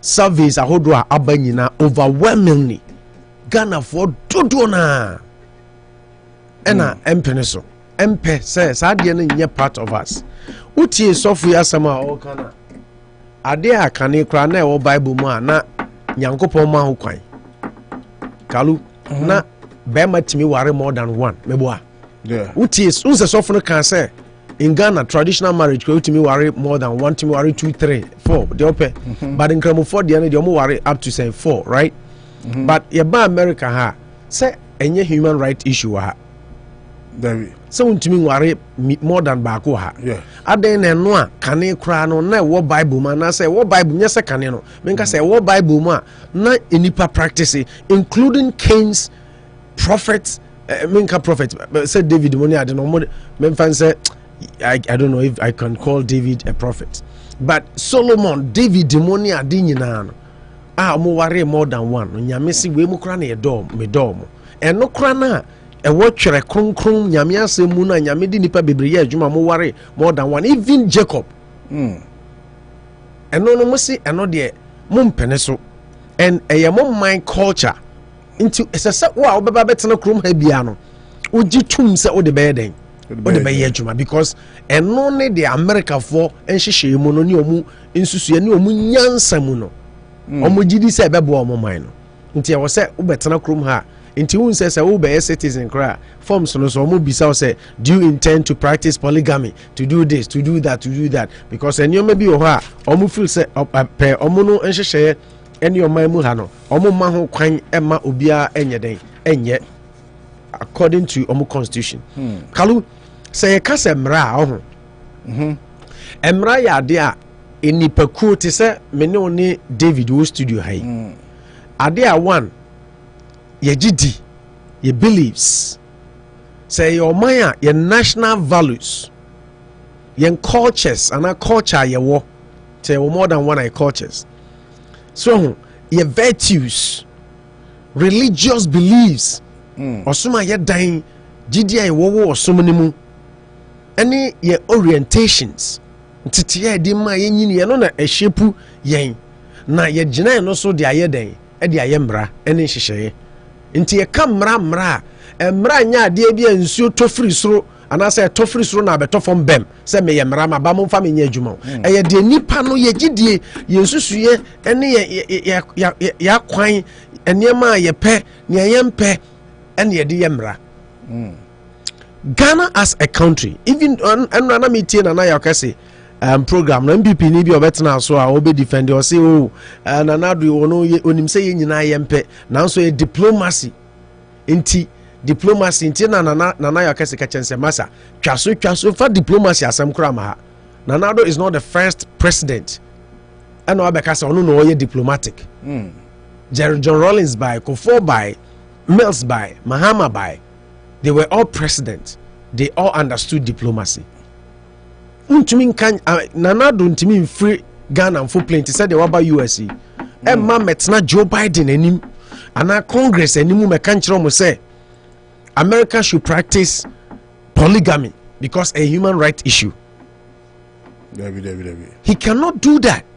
We are in as much as say musi diplomacy no ye sovereignty enunti na ye compare ye fa hudie fi inirisi amanone mrofo nsem say the Ghana is capable of managing its own affairs. That is what our first president Dr. Kwame Nkrumah kan kalumeboa. Yes. Enti ye global world that obia krom ha ye we kaluna rana me more typical example no. Ahakra Supreme Court apasa mrano. States like Texas near that state no.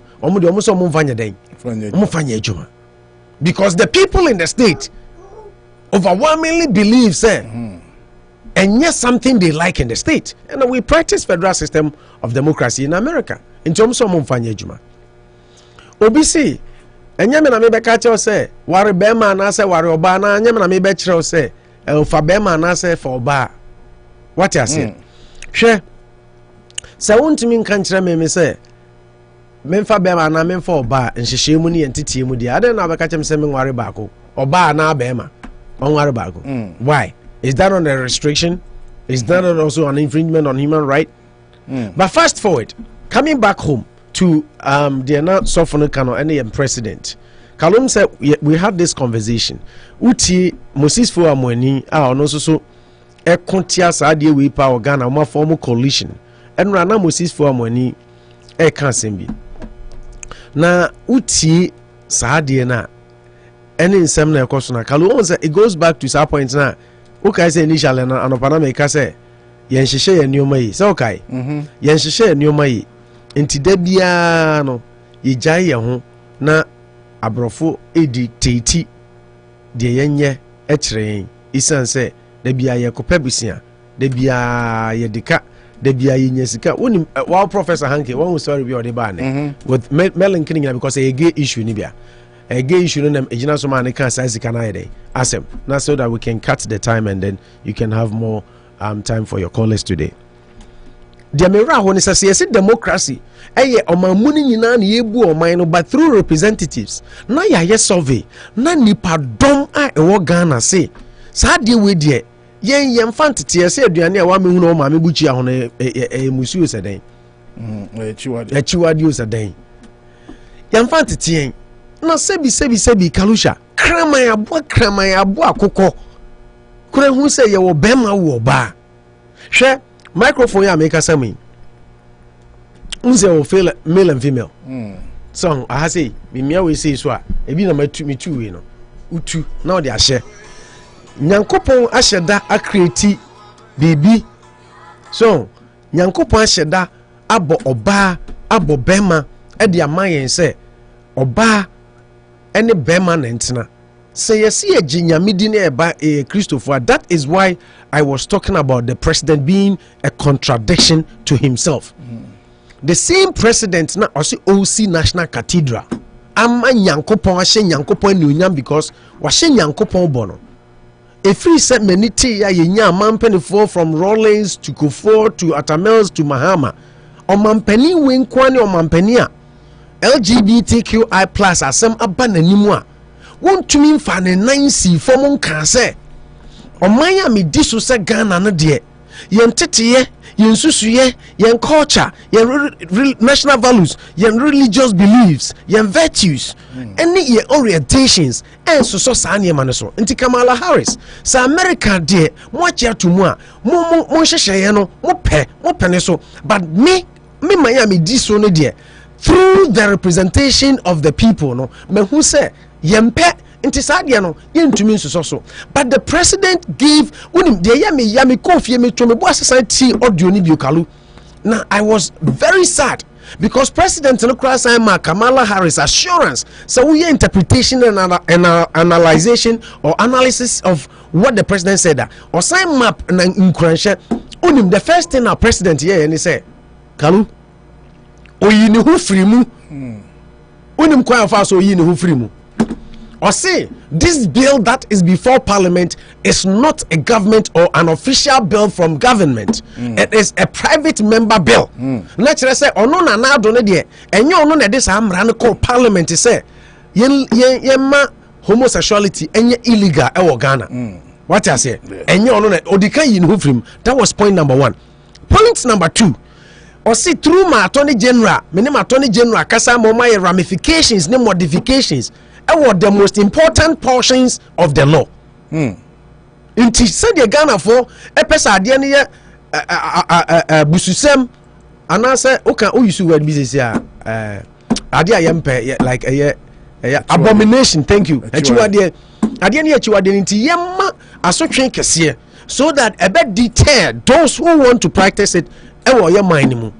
Nana do say my ramifications and modifications were the most important areas mranim na kire say ahodin ene asotwen kese a obi ye bi Ghana na yehu a was ye de man na ho no maye den o madwudwo ano. That was point number 2 I took from his speech. Point number 3 ane dangerous ene say emra no enya ma medru ni ho na one committee chairman na oda sa emra na no na eden akasa.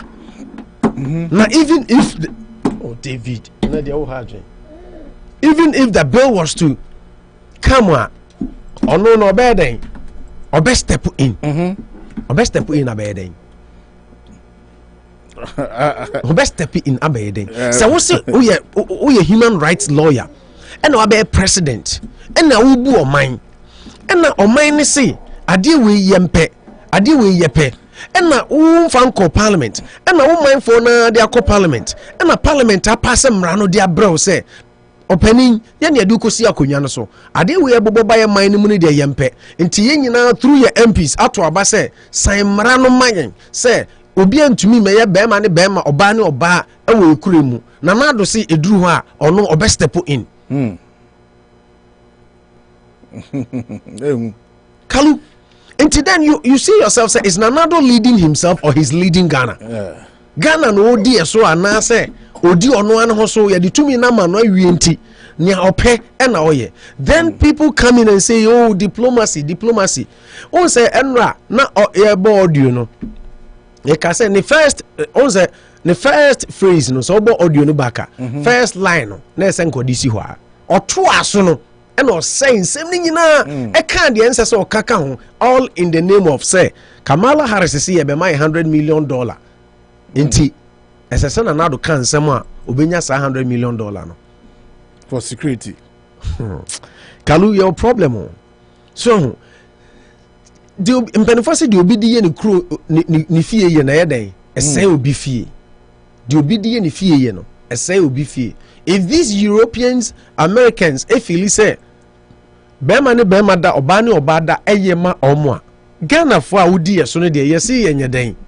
Yempe Intinanado do the honorable thing by heeding to the voice of the people that put you there.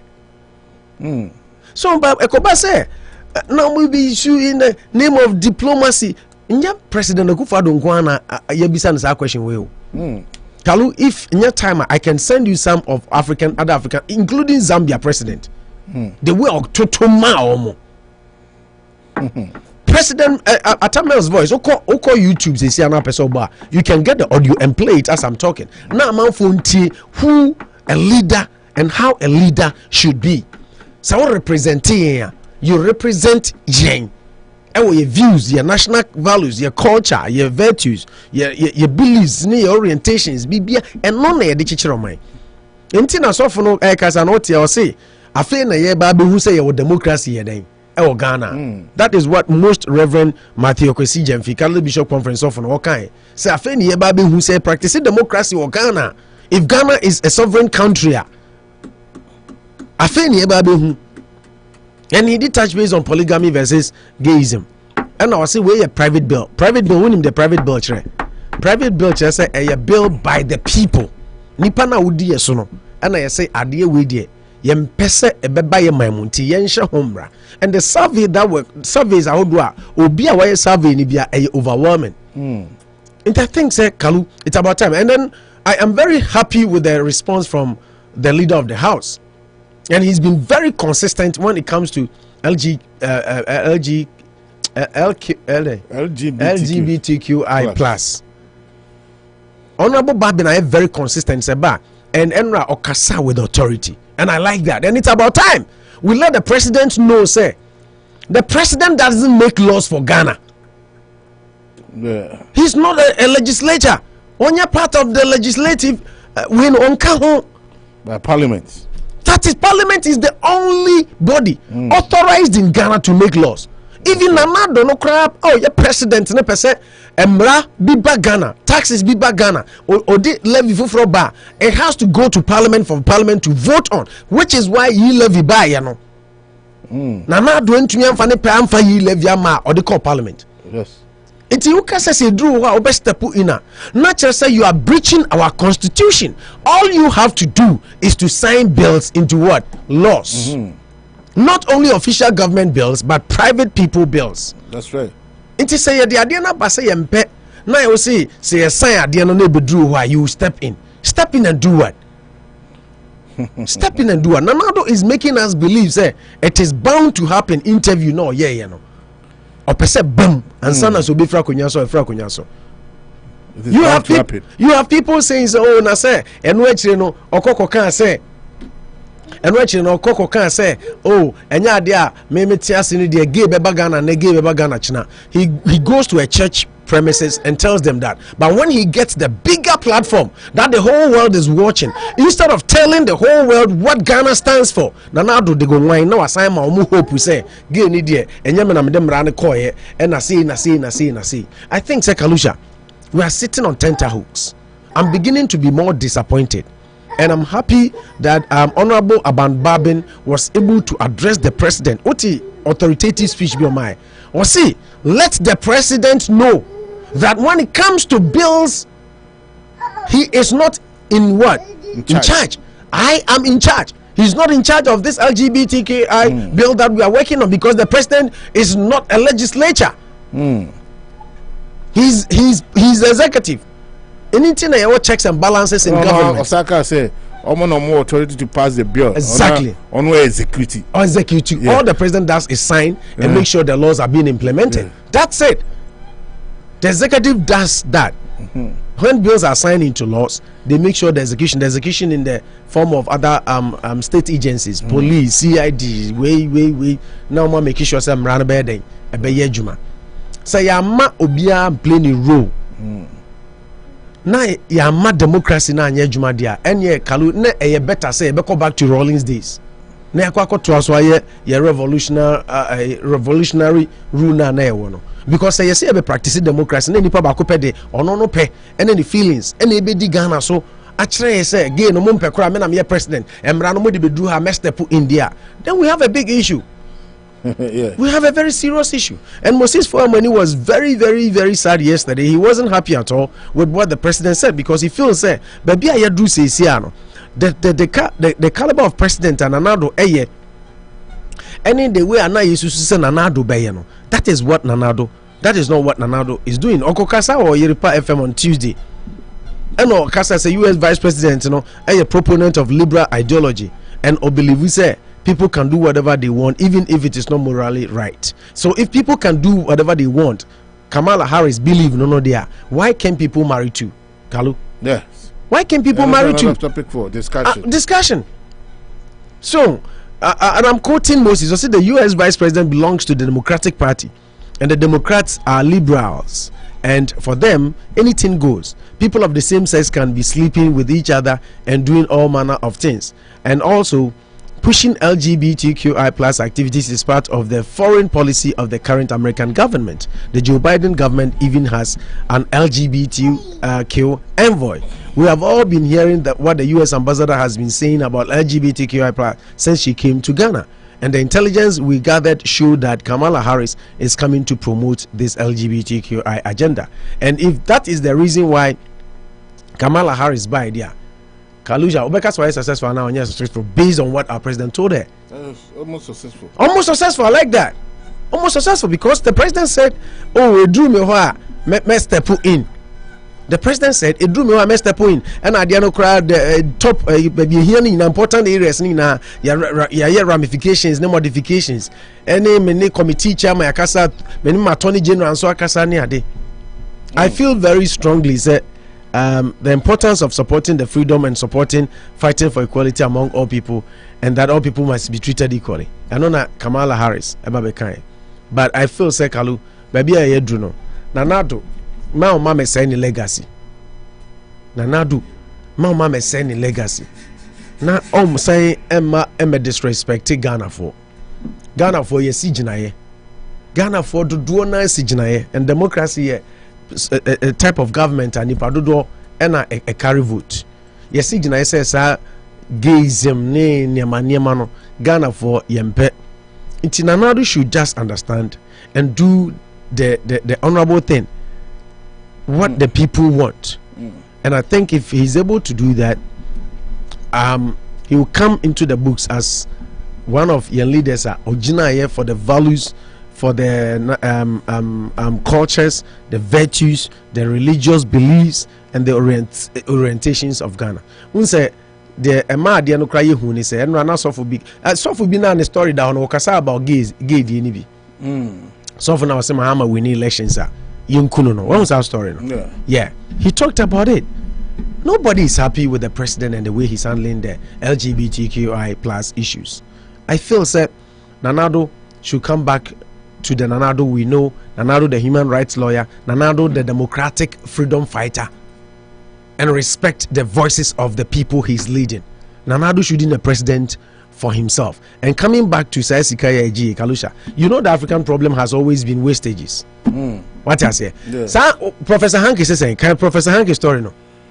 O si sikana ye de ma ye no kra no sikano ye bedi. Sikano o si sikano ye bedi. And Professor Hanke named countries are omo corrupt of which Ghana can. O si he mo de $100 million e de amamu. Sikano omo beden ombedi. Is that not what has been happening, Kalu? Yeah. That is what has been happening. mismanagement, wastages. Now do beko akwaji 100 million minim say, and I totally agree with the Archbishop, Catholic Conference Bishop, no. Say scano strings are attached there na do form musika nya dey.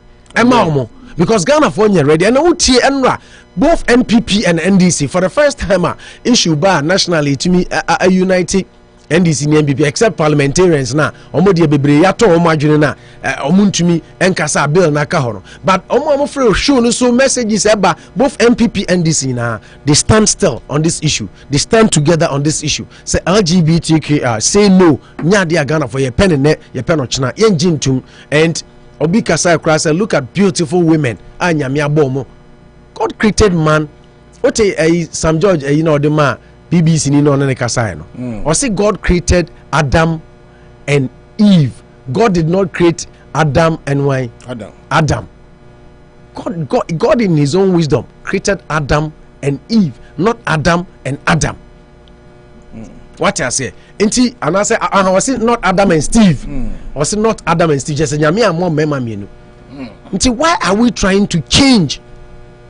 Adia omu ye na omu proponent na nim say yes anete. Kamala Harris for God's sake who ko no nkuru ne koye Joe Biden na ware wo ma ona na yire nete White House. Enso mo aginam say yenye saade we. Na mo de mo agia to mo mukuru ma mo ni si high. Ghana ye de ho adan na mo de che we pese so ayin. Na do yesrew president yesrew. Saade we de o man no yesi gina yese yempe oton. That is why Catholic Bishop Conference of started Kasa Obiye Kasano. And the response you gave to Kamala Harris was a very disappointing one as the leader of our country who can't uphold our values, national values, who can't uphold our culture, who can uphold our beliefs, and of course our orientations. But then goes down on an international stage when he has to uphold us. I think Zekalu, we have said enough. Now, the American say parliamentarians, no, and they need down so. I like the way our Speaker Kasa MT Sam George, the way he spoke yesterday. A lot of NPP MPs, about 4 bill with MPP MPs 4 on an account. A lot of them are support to behind because almost through say omu you intimidate you. A lot of them, and there are a lot of lobbying going under that. Some of us are your intelligence. We can't just put people's names out here. Ye nima ekoswa. Omo ya na bill no into mima. We know. But I'm hoping say the voice of the people and the preference of the people, Kalusha, will prevail. But if you're asking me, I will tell you, say I was very disappointed with Nanado's speech and their response to the question. Okay. Your story is in baby aka as a bed discussing now. Me estimate me a keka bi abuma na mami and mami picking 1 or 2 be so time I think quick one on and okay what the yes mami who the opposite now me shese ye be kasa ansem we afa abambabia na o 2 parliamentarians for say omo hwe omo ye na omo so omo ya na se bi omo a omo be replace omo and asante hene so eka food insecurity o Ghana no say is very very worried. I see a hwe ye pa na sasem we na e di ambulance the minority majority leader can say ato forcing ne ho akwakodum na say no judge no akache ato forcing say o me defend no ho esan say ambulance no kwa no mhokoto no say mo pa che say BBFN credit letter of credit. Yeah, I think that say eno ya asem na ye na no edi hunkomo akoko. Yeah, but now was ato forcing be ka say asem no enya de a ayifo no enjina so bia say omo betumi ebu no fa na say kon be fa so a omo de betoto na no because omo say the case has no merit. But it says some ban say the judge catching say letter of credit no ah do koto ade no na say substantive minister no ho na septekwe na say sign enti say opebibia on prove that letter no so the letter ne bade a and o me nkomo chichim bia o wa o betumi atwetwe na bibia tumi ako enkan na Professor Anki dey say all their former Canada. Or say and I agree with him. And Gambia, I totally agree with him. Africa say those countries are corrupt. You're going to squander their money. It's true. It's true. The way they say yes. And now, why won't you Martin Amidu? Also, the between say, oh, say, oh, yeah, where Crusader. Yeah, those are the issues that I wanted to check. Yeah, Crusader power there. You don't have to hide behind the mask. I don't know, catch it, Anas, and I remember Anas. I'm now near Canada, Japan, and then no soft videos with the next summer, but to just say, Mama, we need election 2024. Yemekuno, you could now say in the spiritual realm there, Mama, I want to maybe Digana. So when in summer, Aka, if you say, do a bobo, maybe I pass off an Mamma, tackle quick food security. Issue in here because of my beer, Diane. Ibini say comedy in tia Kamala Harris abegina 100 million be day. Say self-reliant. The 139 so for our budget. 139 billion a Catholic bishop for ne count say no be tied down to a certain 100 million and MCB be count because that is 100 million the 5 countries now another 139 million for friends the budget. I be support the IMF issues EB. IMF issue 3 billion na my envanya. So I personally feel food security is a very important topic. Just like I was saying, say on my OTO now self-reliant in terms of food production. Ebuauma odiu huso because enipa uhwe Maslow hierarchy of needs. Enipa dey here pa survival things no. Dey here first here aduane. A man must you can survive when you have clothes, you have where to sleep, and you have no food to eat. They are your number one thing. Nsana diobe di, diobe nom, nsana diobe share, baby diobe da, and all those things. Those are basic needs. And my point is food security is very important. And now, so guy now throw show so free Ghana. Mumuni kokote from Mumuni chokose from offensive kokote. Unsa nano or friend radio is no kase obema me bayre so okay. I no frame me and I say o call na fe na ukwa ukodi lie so na ya loadu ka na nti Monday and oba be duk mas nti me ma me nua no me mfa me ono ne number ma me nua no na Monday o duk mas ya wayi bayre na so de be ma me number omo and na me bisa no say na sign na adwuma ne tie ba aduane na kalu enra nkomo ne me di ye no and I'm happy Otumfo brought up this topic today to infuse it into our discussions. Osi opo me catch you say so be hwe aduane a ose bayire no de enwuram ho de sai no edoso more chen bayire kro mutumi egu ka ne mu ba because you hear feeder roots na de call ni ose bayire sai no so opo sanka ye kwan bi etumi process ye yam ana ye aduane no ye process e na ense ya ba ya bayire sai yes ose opo uba be hu a nti sometimes when we talking about hunger ne ade na ono no a or what access to such name going ra maybe some because yes techima bayire kra na e depa but no bo northern region was it habayire pa na de habayire na de ansa na techima kra de so that but on se Ghana na yen de yen say techima na well noted for production of yam but said north omo ye bayire pa and obubo nkroche me na oni me di sankomo and I'm happy it's fusing into our discussions there can say Nana Dubai, I did about Coca so be na ye mu bi ani age ye railway system o can say we are going to do that so that you betimi akomuro makofo nuane no because you talked about feeder routes ye nuane no do na aka nwuram so e ka nwuram a ye ntumi mfa nuane no nyedai emakrum and I think food security is very important Otumfo akan na dawroma opem so very influential. Sometimes Otumfo can also do a lot to help, especially with Asante. So his region.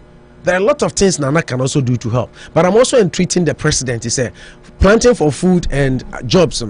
Nana do more homeworking. And I know UNICEF report or a buy. It is not different from the boy. You can UNICEF from Monte Ghana no international body. No, almost say in Ghana, I can't do so more than 60%. I say they are saying more change the intimidating and the benefit. So food security is important. The country thrives on food. Every living thing thrives on food and water. It is a bit me survival. NASA America 400 million. One more day there they gain some more tratayeno. You best stop taking 8. Nana Addo was the first president in Ghana or can speech a manager So can Ghana beyond aid? President can Ghana beyond aid. Emma, the whole continent and the world. No.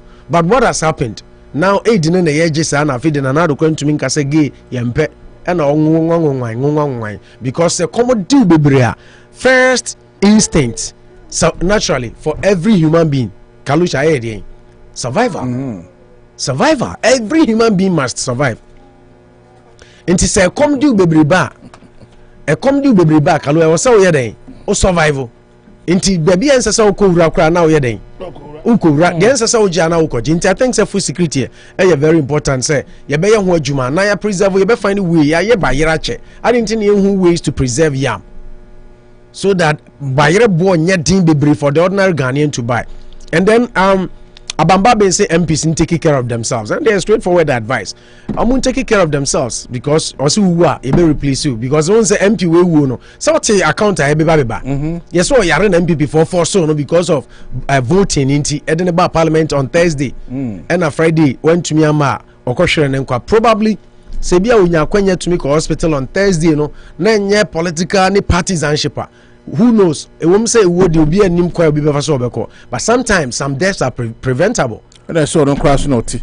On so on quality. Only meaning I don't know. Some who am I to know? Se be an year so kumasia. So yeah or fashion territory. That's also another thing.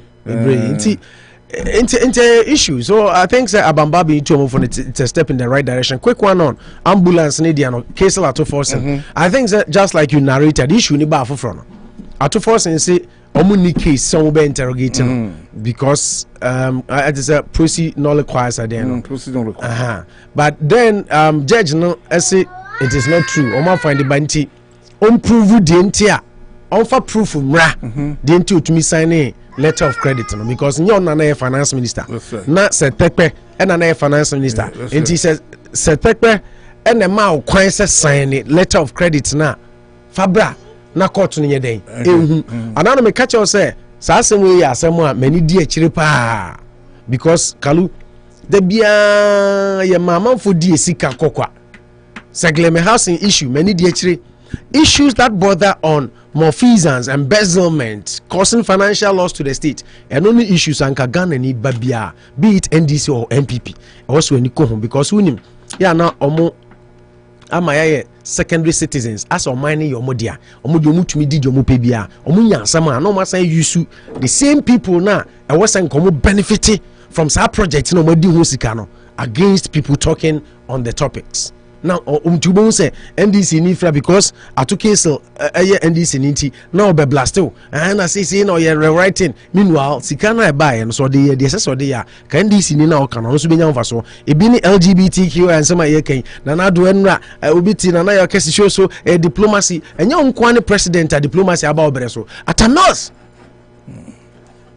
diplomacy ba ne breso kufo diplomacy mahama diplomacy.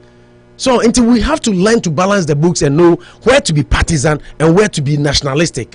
So say yen sa ebeboa ya ma o man na eden atumi akona nimti I took case force na asem no many dey and I like the way it's going. Say say yes be proof we say credit a letter of credit no now we whole kwan say we den o sign it bring your evidence and then we move on from there.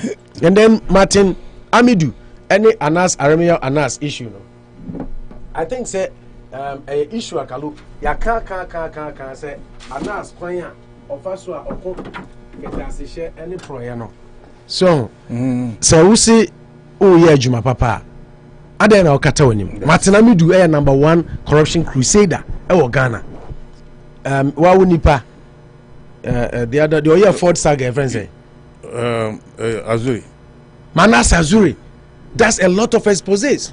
Mr. Emmanuel Wilson, yeah, anti-corruption. But I was a so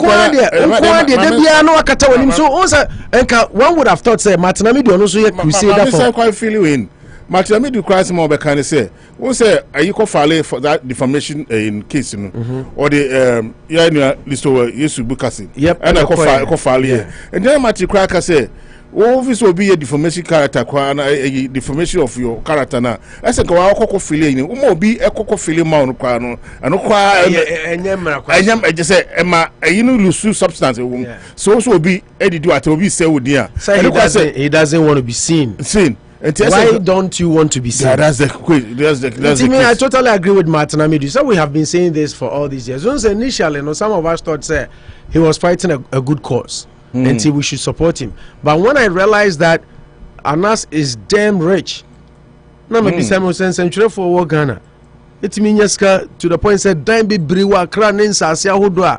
Canada, Japan, Dubai, and Kokuba Komum army deny Bakokra. All they said is Anas with businesses, so he say he's making money.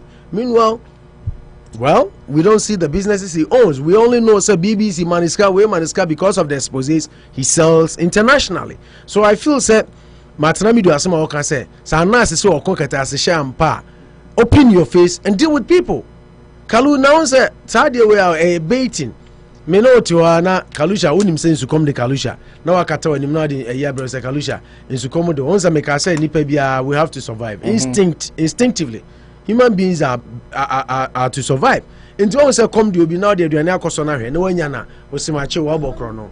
So I think that we have to fight corruption, but we have to look for better ways of fighting corruption as opposed to trapping people, baiting people, and then telling people say yeah chill. Why you get as a share? Why you pro? I feel it's about time Sadia no. Anas anyways, just like I was saying, this year I said Aqua said there Canada Japan ye in Integrano. On Sanka integrity cry right now no. It's a stake. What did I say? Because that is the question. But almost the press statement about say they will still do it. Which I am saying it is okay for them to continue. But they have to continue continue on the right path because they see our modus operandi no. Obia sin na ninya den. Enjo. Nti say ube koswa yes adia. They also on you. Mamim just about a minute or two. Enka sofu na also say Mahama win elections na in a spiritual realm obekuno hwe Kalusha saade we ya sofofo no bi no mo ye no me dwene ho a me ntia omo na ama na Kristosum kra nipa bebre mpese omo be wura Kristosum no omo na ama nipa bebre ayo mpese omo be wura Kristosum no ye ni ha na owusu bempa Eshe boss akonya na so ba na te so ase be ma na tu no ase say even Biden ne Trump echo o kan say one be winning. They keep doing these things, they don't succeed, they get false prophecies. So why would you even do this? Or say yes, so a head pastor of Hezekiah Apostolic Prayer Ministry, Apostle Kwabena Owusu or say his life should be taken if John Mahama is re-elected as president. How can you even do that? So for what you man is saying, ye fro se be kan kwaje sem. So for what you man is say, enipa ayira, enipa omo amane afri afa kwanfo fro so a omo ni nkwaje. Jesus calls men of God, just like he told Peter, say mema wa enipa yifo no. Say be twi nipa bre me kingdom. Kalwati say that is the number one job and duty of every person who calls himself man of God. The honors is not on you to be talking about politics. The moment we say politics no mu remu a omunya enipa ntem and our can say be MPP for there because it favors them. The other one will come no so because say oh MPP to me winning na NDC for there and then they fill their churches. Into churches in a partisan based on prophecy. So what I say, until I made these pastors and so-called sorry be mu say ni adeno. Na enipa no yen nyina ya adwene nya den enye pe because me if you are a pastor and I go to your church and the next time you say this means you are sorry them hobiem. You are not a true and a genuine man of God. You don't believe in prophecies? Na yenti Ghana yenti kroma na. You don't believe in prophecies, that's the question. The prophecy is already fulfilled. The prophecy is already fulfilled. And the prophecy was Jesus was going to be born to save the world. It is done. The prophecy is gone. It's done. One more time, me believe no. One more time, come kasi, and we near Kalu. They are all liars. We can't draw. A whole pastor, man of God, Bijana say, Mahama, win ready or the so ne life o say Mahama will 8 me be president ya monfa menkwa. What kind of man of God Rebecca say? And you say John Mahama is spiritually banned from becoming president again. He has no chance near the presidency because the Lord has rejected him. I have no church, but my body is the temple of God. So I offer my body and life to be taken if Mahama wins the 2024 elections. Only Unia for Kasano or this answer with Tuja. What is the relevance of this compared to salvation? Well, sir, prophecies so a strength to Nipa Quine. Kaluba make us I mean, so when the people of Israel, when the people of Israel wanted a king, and they didn't allow God to choose a king for them, they went to choose who? Saul. What happened to him? And now they called God to give them a king, and David was given. And we saw the kings that were made by God. What they do? Abatwa ya 2 year bano, masa enye nyame na kacha second ye to about partisan levels enye spirituality na enye nyame na enye hwe bibia na de akoshe nyame bibia na de akoshe nyame yeah nyame tire ba bia bibia na mo de akoshe no ntina make an if we are appointing leaders and you see nyame appointed different na obi ho okoto abakro na onye Kristo ni. So what are you talking about? Ghana for nya na ye Kristo for says spiritually Mahama is banned. This is just a story for more people to throw to his church or for him to become famous as the others do. But sorry, Kalusha, he has a prayer ministry, but that's not a church. What is a church? Can you define a church for me? So what is a church? It's a congregation of people that come together. So if he has a prayer ministry that on for bompire no look as a church in say I don't have a church, my body is the temple. It's not what he says, but it's the definition of a church. What is a church? Or kind also or no kind of crown. So I see only church now. I say my church is the body of Christ is my church. Is that not what the Bible says? No, I see my body is a temple of God. Yeah, that's what the Bible says. Until awesome, who can you know? Some munipadua na sorry dying. You best say Yankopon sorry dying. Say Yankopon best say no. In Corinthians, until what is church? If you me call Basre Bible study and prayer group, you see the definition of church. Until cancer so many are sorry who nipadoma ani omo bompaye, and then you are saying I don't have a church. What is the church? The church is the people you have and the people you pray with, and the church is you. Into where what can he say no? And you know, Kalu story in the Bible, lead paragraph. This is saying the head pastor, who's in the church, the head pastor of Ezekiah Apostolic Prayer Ministry, and then you are saying you don't have a church. So if such a person is giving me a prophecy, why should I even believe it? Basa yensembi hurada sa momo de bepe popularity na manfo abegu o sorry te say de agrada mo de da manfo a enipa da so di o mo chi no. Okay, the better see pa yeko ahumane so na afi yenkofa ma dwumade ni yamudia no na mombra na mbeche madwen bacho o Ghana ofra o no mane 50 plus 508 and plus 1508 304 9394 and now Ustaz is 508 304 9394. We pacho wa edu so kwaku buadi patriotic voice bechim ona edu so ifu na aba onumai ifu na aba ujambema na ujambuama na afi aba Ibrahim so nti in that order nti Eric mayenko yo kan mamemo abaso na mentia opponent na opponent soleba no ya sunjin kan enka so nko press beyond me president enka opo me come out and say ni kan tia ununyan fala kwaje chiramaten the next president say grassroots ni na police station executives no be intimidate too ni yem na koto ba na fama yura alancha matiti se ono na obetumi aboa because say o ka sem krofo baire ka wura mu ni ade no nti dijuma no dos na bi o ha ebetumi dia ya ade foforo ama na yi ni na me come asem so no sofo no enye we nya nkom hye bi ni bi ebe hye nti e kire say o mampanyin dada ajo mama wentimi bi president bi enye nkom hye ya ade da ho so mampanyin a wabetena kunya so ye hye e de wabetena so ya san so ya tu ntimi maybe nti any part of we baba say won kom say na we be say we are on abechi ye wo so foforo no so baba so no so be sem kom say ono so hu ye no na ono na abe president no omo de dada omo na ni padi wo machi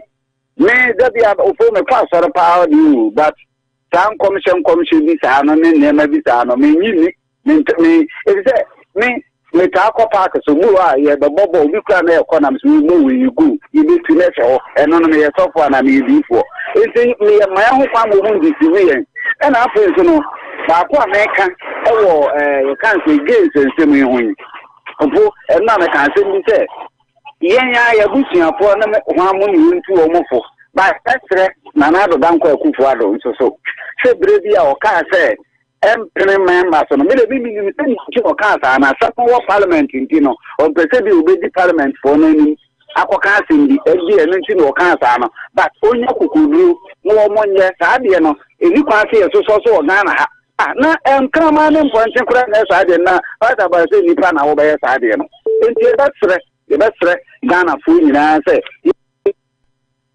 adam ko jitu matin no no kwa de oba sa se ni ubi chonkin tunta o to kwa ta kan wa sama wa re be che kura ko bo ma ansa na ni DTS ni amempe na no jambo amano no mo kan no mrebi ni ko ma ma chiao.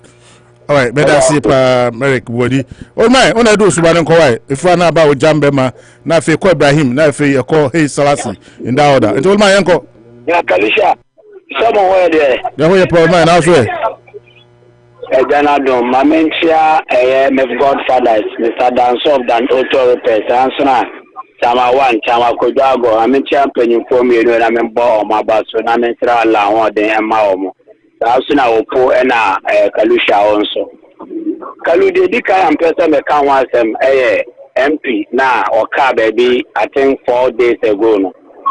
Kalu ore MP na I think say omo risk your life because of politics. They in America sir. Kalusha woni say onobudoku a tama ya pass 11 no. Onobudoku anu a 2 weeks e wa America. Ojane ba na wa wo no foforo no America.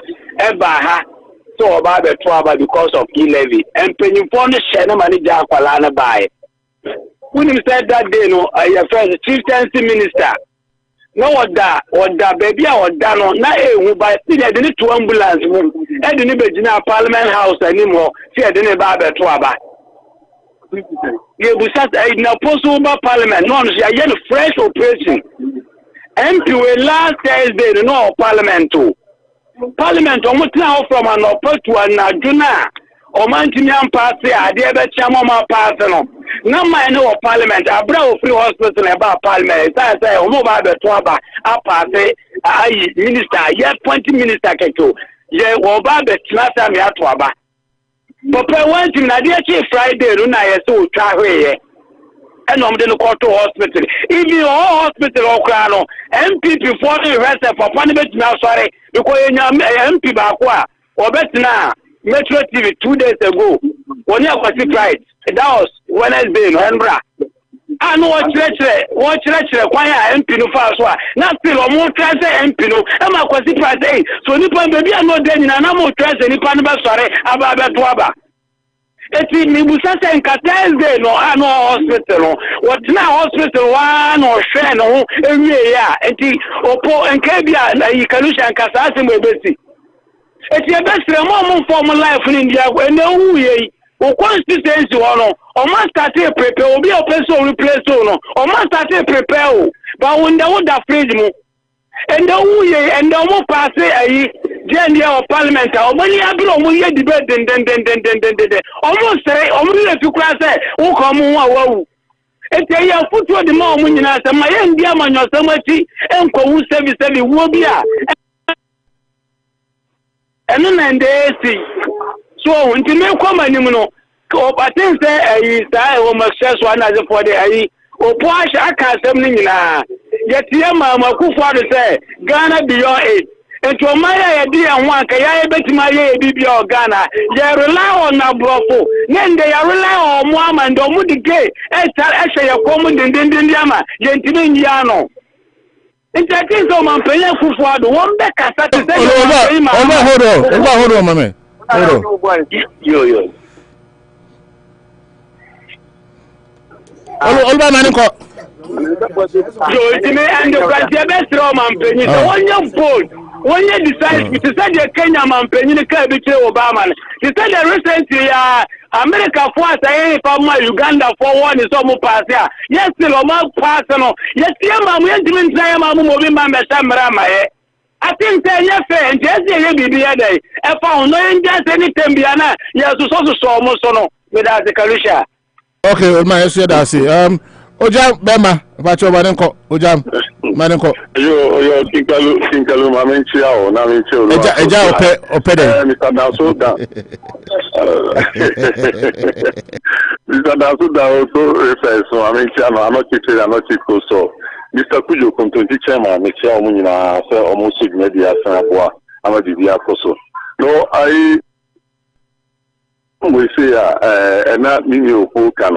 Fire Edmund Yanakan were missing and say me and Kasankasami COVID be a good income of me for Momsu.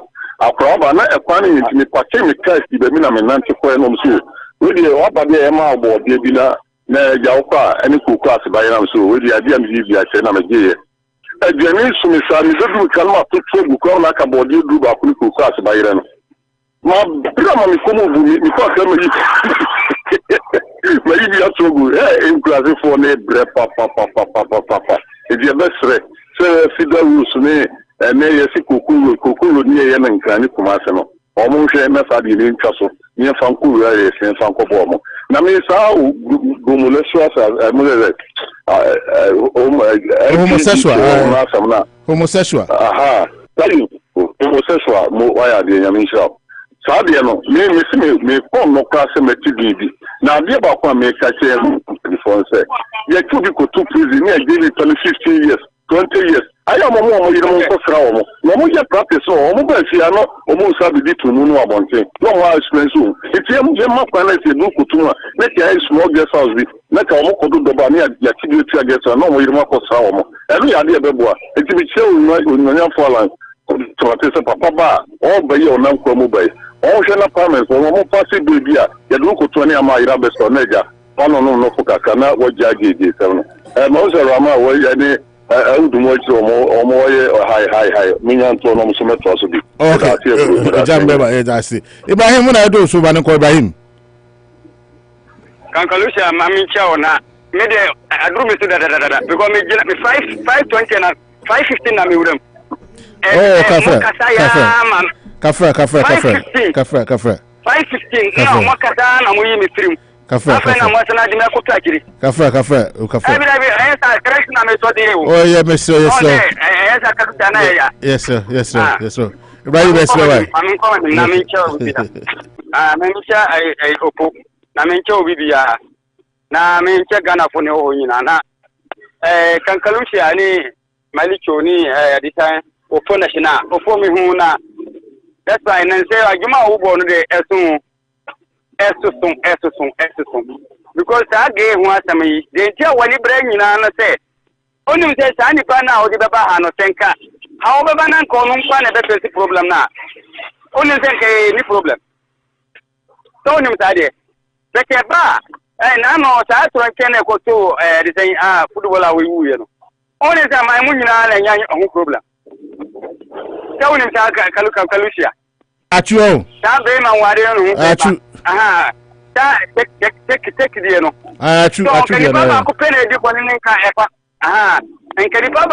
de Bonina Inca, Amutuna Banaso, and Kayan Kata? Then I'm say, I am my own some Nintina Yakatano. Namapain, who I am, who park, and then I didn't tell me about Ponabaza. Well, who can I present here? What you mean, and can say, I don't know how a person. At a message, I beg for or can say what I did. Say, no quantity of Mumu, I'm from Mua. Come with your own. Don't ever now, Kankalusia. That's all for Sopona. Missanabo upon Abaso. That's all for now, we see. 2024. So, your mamma really let you know. Or no, Amungun Kuno. When you said 2024 Baba Tuesday. When you said to the Quabit of Filabiasi. And our Nimsa. Kankalusia, our Nimsa. Also, why name the Besikina? Beti, why name the Besikina? Obianim. Obianim the Besikina. So on the channel. And the Sanqua way, Mamma farm more energy, more use of my energy was Sanqua for no. Omono John Funo, Omono in the womb. I had the Andica Crown painting on my side. And the mom will say, Mother John, more energy, I was Sanqua for no. So on the channel. Young more person gonna be a Nasa, Dema, water, and Yaku Dema, not buying water or Yakumbano, Yamma Bigma. That's all. Why? Okay, that's it. That's it, Ibrahim. Yes, that's it. Hey, Salasi, what do I do, Subanenko? Hey, Salasi. Hey, Salasi Manenko. Yo, Manuku, Metiamo, and I'm going to Islamana, or Mamma Pacentia. The Muslim in Castle, to quite for shape, also network in India, they are more fine to me.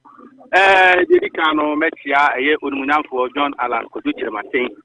The incoming president, and another Danko Kufado, any Hormua. And I will be in a Juma, who be in a 9, now will be 2 MPP, Franca, Amaye, now I have 8, 2024. Now, Fokaka Mechanical, over US Vice President, means Tourabo, and visitation or Deba Africa.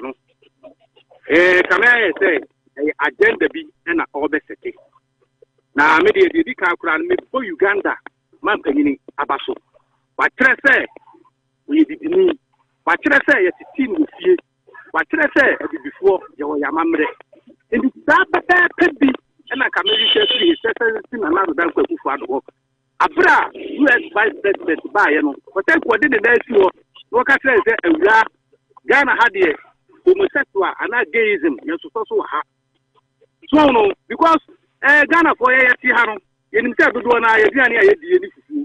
Yen Timin Congo country, America for say, Ghana for you difficult, America for you. Yet, yes, some are penny. Yes, here the Jawa, here the Aswao. Only the Ghana, you know, I send in Sat. The Nimunia men in Asen in Sat, so only Ghana, so no more Ghana for home buying. Ghana for a young cremo for say, gayism, yen pet. A Christo for say, lesbianism, yen pet. Nanano Abufonso and people pet. So, yeah, I don't know more as it is specialized in another dancer who ado. One kind of nancy form, one kind of pay, fair, lesbianism, gayism, LGBT with the then day. Yama, your mamre, there's a social net, there's a social china. Dana me pete or yet, or my penny said, America, yes, you got some ramu, and I ent now, and America for so MSM Rama, yet the home, almost do more. Itopo, Kakrama, Mamma, no be ready with dancing. Alright, here's Salasi, not in Canada. That's it. Mumuno Chokosi. Mumuno Chokosi, Banako. Alicia. We will go for no show, Papa. Edition, you know, Manu Bush, your phone now, so 2 phone and go for Wishramo. Baby, I mean, you go be a damp by boy and Comano. You mean, sure, no Kenny and in a banner. Yankubo boss, Runia, our bubble snow, our TFA, you know, and tour. And Chila continuation through Yankupo. Anybody, anybody, just throw the free along. Oma ebi somo so Yankubo shira Ghana mani bi atu da bia mi no go mi yan maka da brede minya Yankubo shira papa na won kan no mo ba bia wo ma post line no na o jambu ama wo bia no mi ti o mo minya galusha ke bia ti o wallahi summa tallahi o tu fo Yankubo kan Quran chapter 33 verses 9, 10 to 13. Oton fo Yankubo se wa hu onu no sum fo Yankubo ni moya. Na u du ye funeti. Na u se Yankubo bi ani wa. E be shana da kamene mo ansana dan kwa ma temu da no. Wa sa ba be jo no so oton fo Yankubo ni. E je ti Yankubo sa ni ka ya ne ba Quran mo. Wa se nguroko bia. O ma yo mo so asubratia. O mu jo mu ntie me Yankubo asema.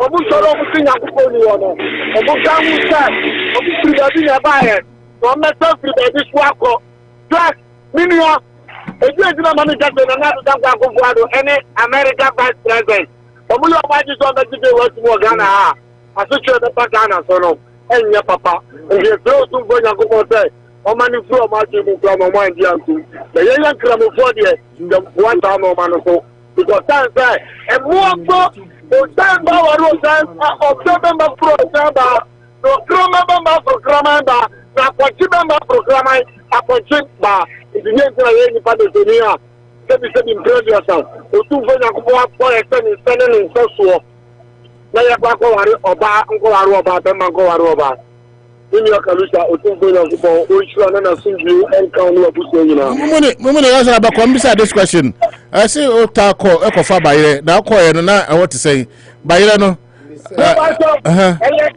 eya no plan na o kanu bayire na e ko pan ye ta bayira e do Ghana ha bayira unu apona na apena bata ho oye zamzugu bitakali e wona sa bayire ni nyina gu na tisia mi no kasa idia no walwale ami ni no manya no ato mo tina mbetu wazo akogamba ga no walwale me question is yes ya ba ko na bayire na se wafuo mu e yampa me ba so aya no petro do e fiafone bre timi su bayire ni mani ya patano ma azu diga wo yo ndo amudi ba be to bayire no no bayire no fikiri na se wafuo mu no mama ko to no fofofo no de bia fiani ni su oboka to ndro agro chemicals ndro no eni adio oja spray nwura no papa papa no ma tan kufie no minyo ko nso be tu bayira no be gu o to fo bi eni ho to fu ni wa be bia ko ka bayira ni ko cruise eni ko fa o be ko bayira 110 e ya kruwa ba ko e bia ya so bayira ni haya 500 Ghana cedi e bia 700 Ghana cedi nso bia for plan ni obi mane meto so be ko na bayira na propo ne gu akomo minyo ko enti kuafo no omo abamu mu adwuma omo ye no enti gagara ye sifa tirebi ana hostel bi ene etinu wole ta no mani kuo eduru omo na penifo akoto no ma ba da hola guan ti gagara nke moe ni do poi na junjula na bayira hu ya yede na bayira da da hu yede because that na the corner for unity our teachman and class that clock and tani tema mpatamu that no go to bayira no so no I say na bayira boy ayete nti je to be e cross bayira no e di du onum e na bayira mo no be to bayira dada nti jini se be na body ana baby ni ofo medasi mo ni pro wa ja bi ni papa na mi no go to for na bayira yeru kwa instrumento na no no pata tie owo bayira ozo okiafoni yo mo no bi manent na bayira ni nyina pro wo do 10 years I never want to be done by 8 years. No, I just have a 9. No, I just have a 8. No, I just have a 7. I don't want to knock to that way. Who began to say there? Or that of what? And Mubasha gets the gun on the bomb and group was quiet. Okay. Yeah, that's Bomo Chokosi. Sankara, on I do Suman called Sankara. I go and then work with you. Sankara kafra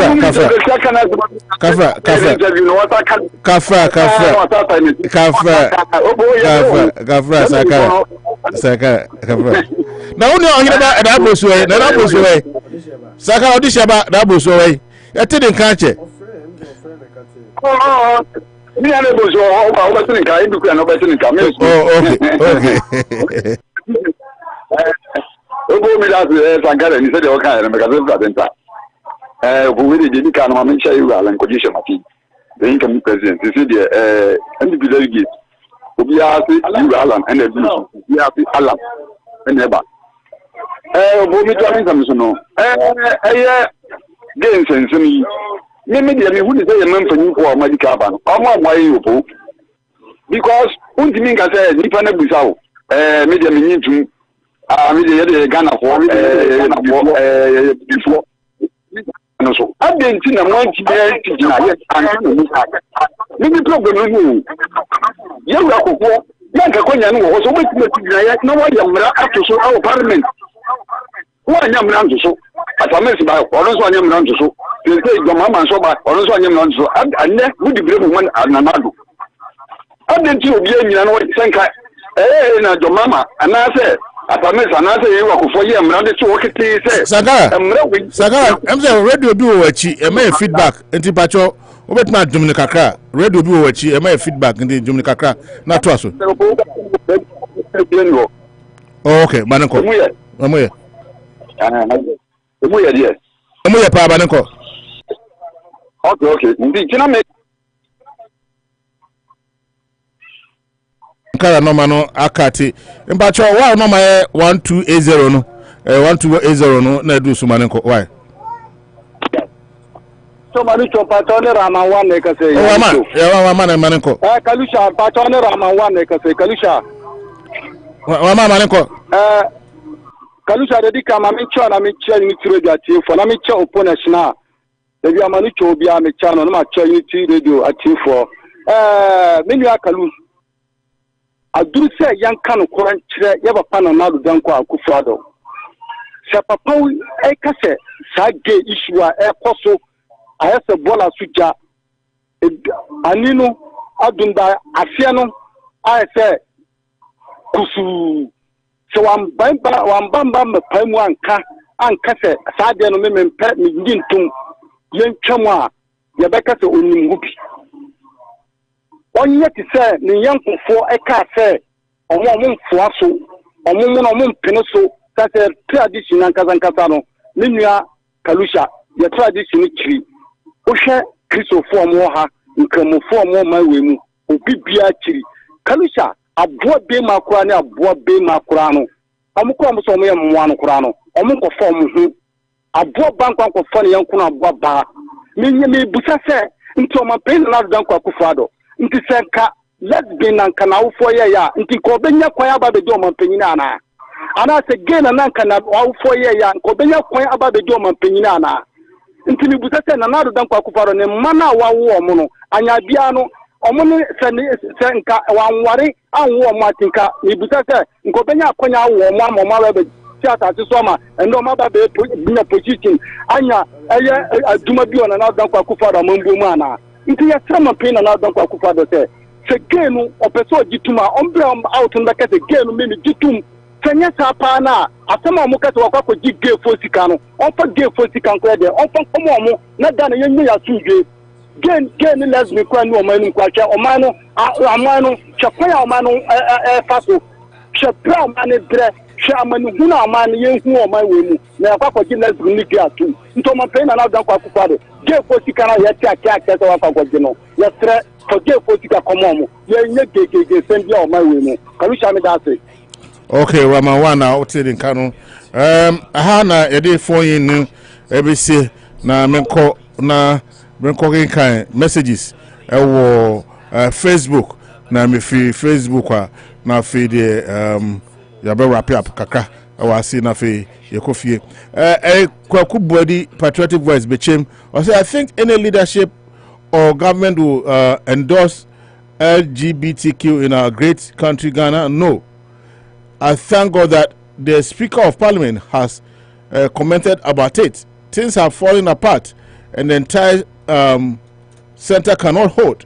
NDC has lost focus and it tells you they are not the alternative. Let's keep supporting MPP to break 8.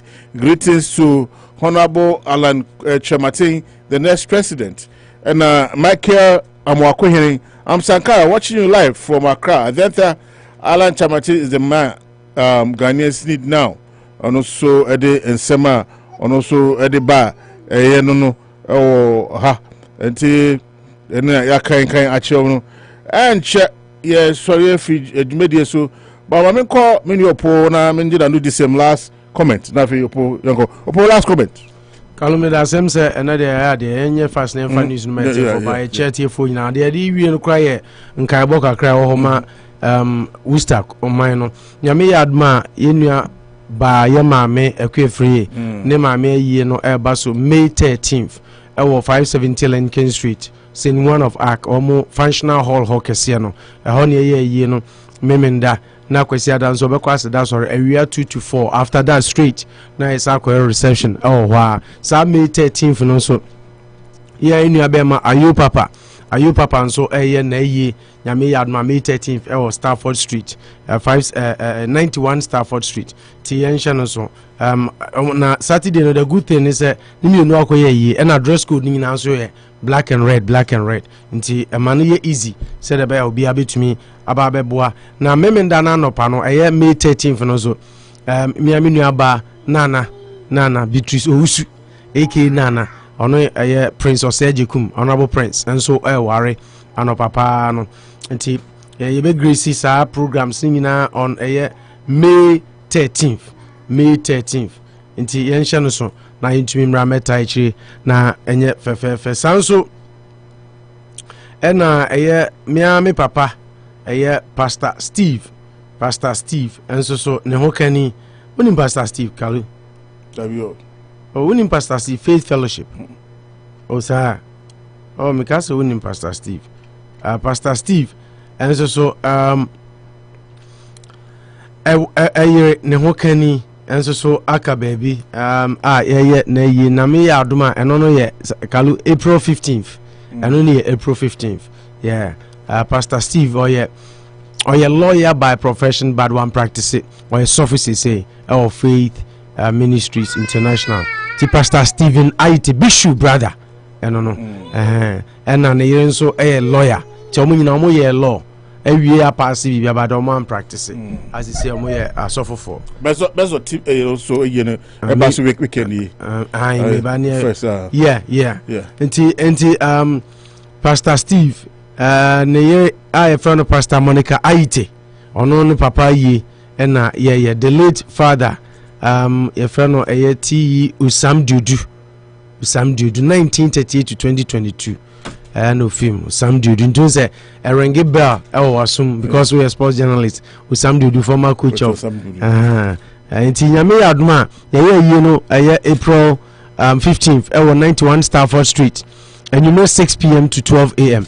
black and red na Sunday no why memorial service our Faith Fellowship 33 Waldo Street Worcester MA timely anopa 11 a.m. and also so black and red nti na eno ede no ti mo yenhye no so na yenko type Pastor Steve echi abra oye na ase yi nti Pastor Monica yama yako our condolences to you and the family nti Pastor Steve there na okan no yenu abema Maison so ye no baso memenda we right Saturday 91 Stafford Street obi anye pene na omra meta yenu abema ebusuafo echi na ye nkra yenu abema na no de na yefunda ho nti mbeko funeral home in the morning Faye and Callahan right Faye and Callahan funeral home na ifru ani akopɛ no korabre na afi akɔkɔtena se aye no anwumre black and red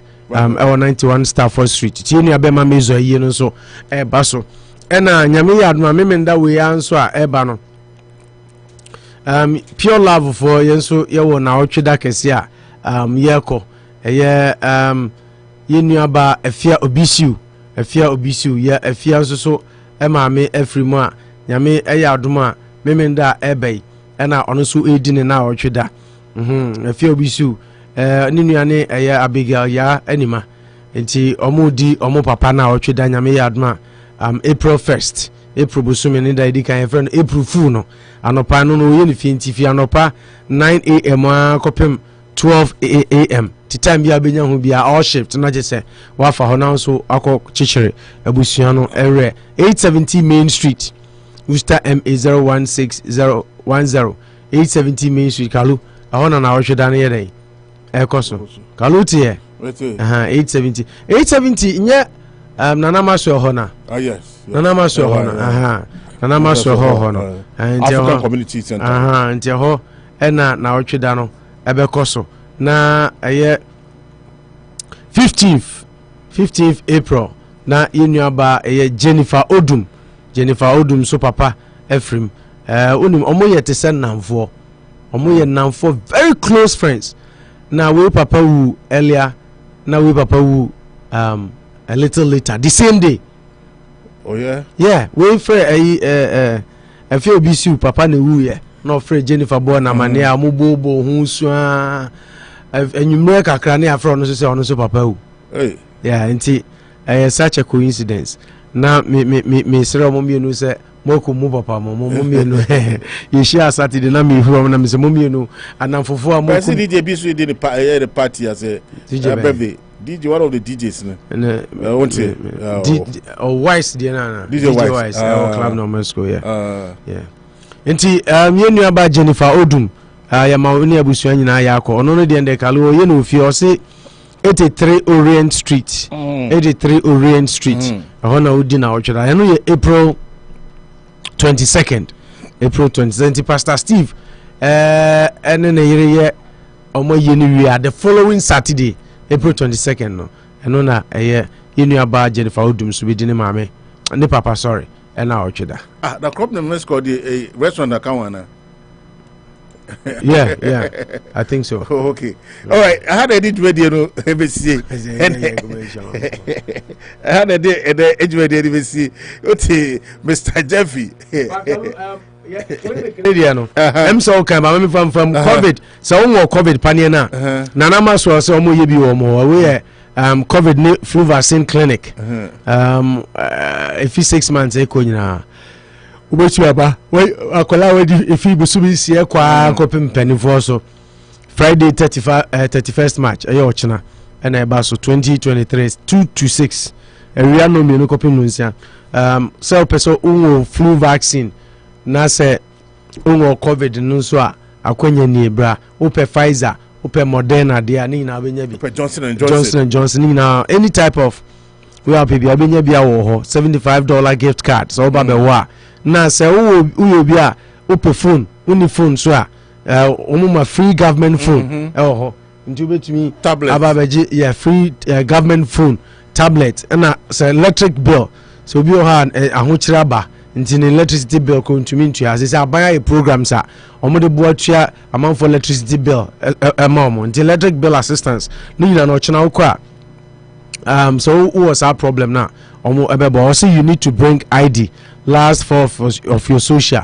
proof of income and electric bill for assistance but COVID ni flu vaccine there and come ba opa ban more for sanya man there and was say as I said odiba and free groceries and so much free groceries nuane ni ade and anochi krum so be serve lunch ti no so mabina ye say uba be wo pan ne bia na o senka odidi na wanidi ntini nyina no omo fa ho ka anochi krum be serve free lunch nti uba ube wo pan ne be sam oduane ye den edi free groceries so ye be supply groceries na afezo so bibia so timi akonkan sa ohia food stamp na onim application nso ya ye woni pa binum wo ho a uba ombeboa na watumi aye snap application so nti a combination of anywhere bibiri no say ya na Ghana for no eto da aban no mu a Spanish for no gini ade no yenye yempe ebi o house your media no masa say wo ye eligible agibi kro no yenyina na yetim yeto taxes nti eduru bi na ho kire ba na qualify a wo so gibi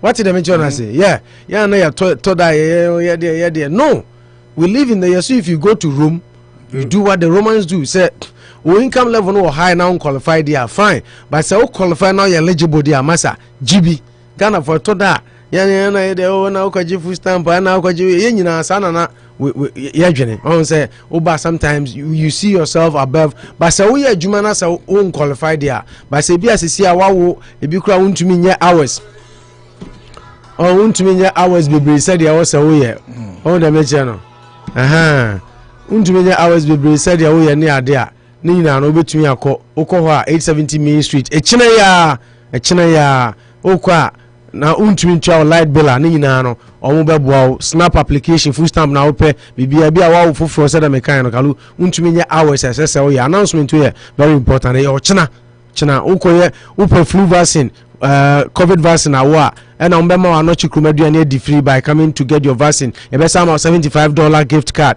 on bema grocery shopping free na assign asevo no chikrum lunch na o electric bill a problem na untumi ntua fa bill no bra na fa proof of income pay stub bibi bra and oba no omajo last for of your social no na aban na tua light bill no the amount nti these are some of the benefits I say my community no so dey na obi a o interested no eligible bia so ko gibi na Ghana for yenya say David ye de empe so won qualify they won qualify but once David obebu studio nkonya cameras ni na oh de o ma David here but can so on a more so qualify there misre nuanom yenyi saa de no nto nchen da bia na ama Spanish for no enjoy benefit ni jai wo qualify there kokko gibi na yenya ferry na first time na no.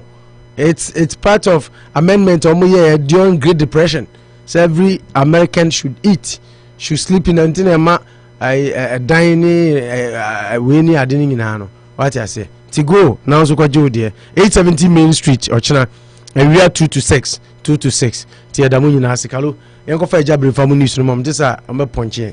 Okay. Aha na de ana jumedie no AC na medindi kinkalusha Opo National and our trading cano Royal Baby Queen 1 Ona po bibia obiano ye chiao na me mame Lydia Pokia me mame Lydia Pokia bibia utatie pa so mi chiao na no pay mame Mamaguchi so mi chiao Masada so Kofi Ofori ne Dixon muna bibia mo bia mi chiamo Kofi Sasandra of executive boutique so me chow they did me dey say yakopon had more channel pa share say e do anopa bosuo ba na e ka say me nda be share enwure no na kopim enwure no sia say ye dey heated political show be ebro heated political show nua Bruno and then nua po de so omeba na ya to adwene na hwe kwan be fa so etuma abo man hwe 4 to 6 na yetumi insha wakasa video so ndi anu babai na dey media NBC once again bidini Kalusha oti Mr. Jemfi Opo National King Kalusha oti Mr. Jemfi eke Opo National oti nka yakopo ya aduma o channel pa show hey Frank na jima me da say executive producer King David on our produce show no and high peace that's again Hakuma do a chair say it is echo peace 103.9 say it 103.9 104.3 they go find you so that be to be encon kind ja befa fa chaye and they be sure say your content makwa faba that be I akon mo enti peace FM for Ayakado say omni news me mainti yakramu nam ko boya no cha mabai Ayakado say use code MOVE new customers can get yakoswa say be peace na omde news no abai enti montre yakoko form sisia peace 104.3 peace bye bye. Bonus bets expire 7 days after issuance. Pre-launch offer participants void. Terms at DraftKings.com/MA. Minority leader. Now Deputy Minister of Finance, Honorable Abna Osasare, and Wakatre Mrasibedane say, Mr. Speaker, contractor no wo ya wo ye adwuma wo no ankasa kora ye dance ni say contractor no wo campus we obu nso wo ye adwuma. Loan is one of the loans that is being serviced, and so the contractor is on site. And I just want to put it out here that this particular loan is one of the loans that is being serviced. There was an amount of 2.5 million US dollars, which we are trying to pay. We have paid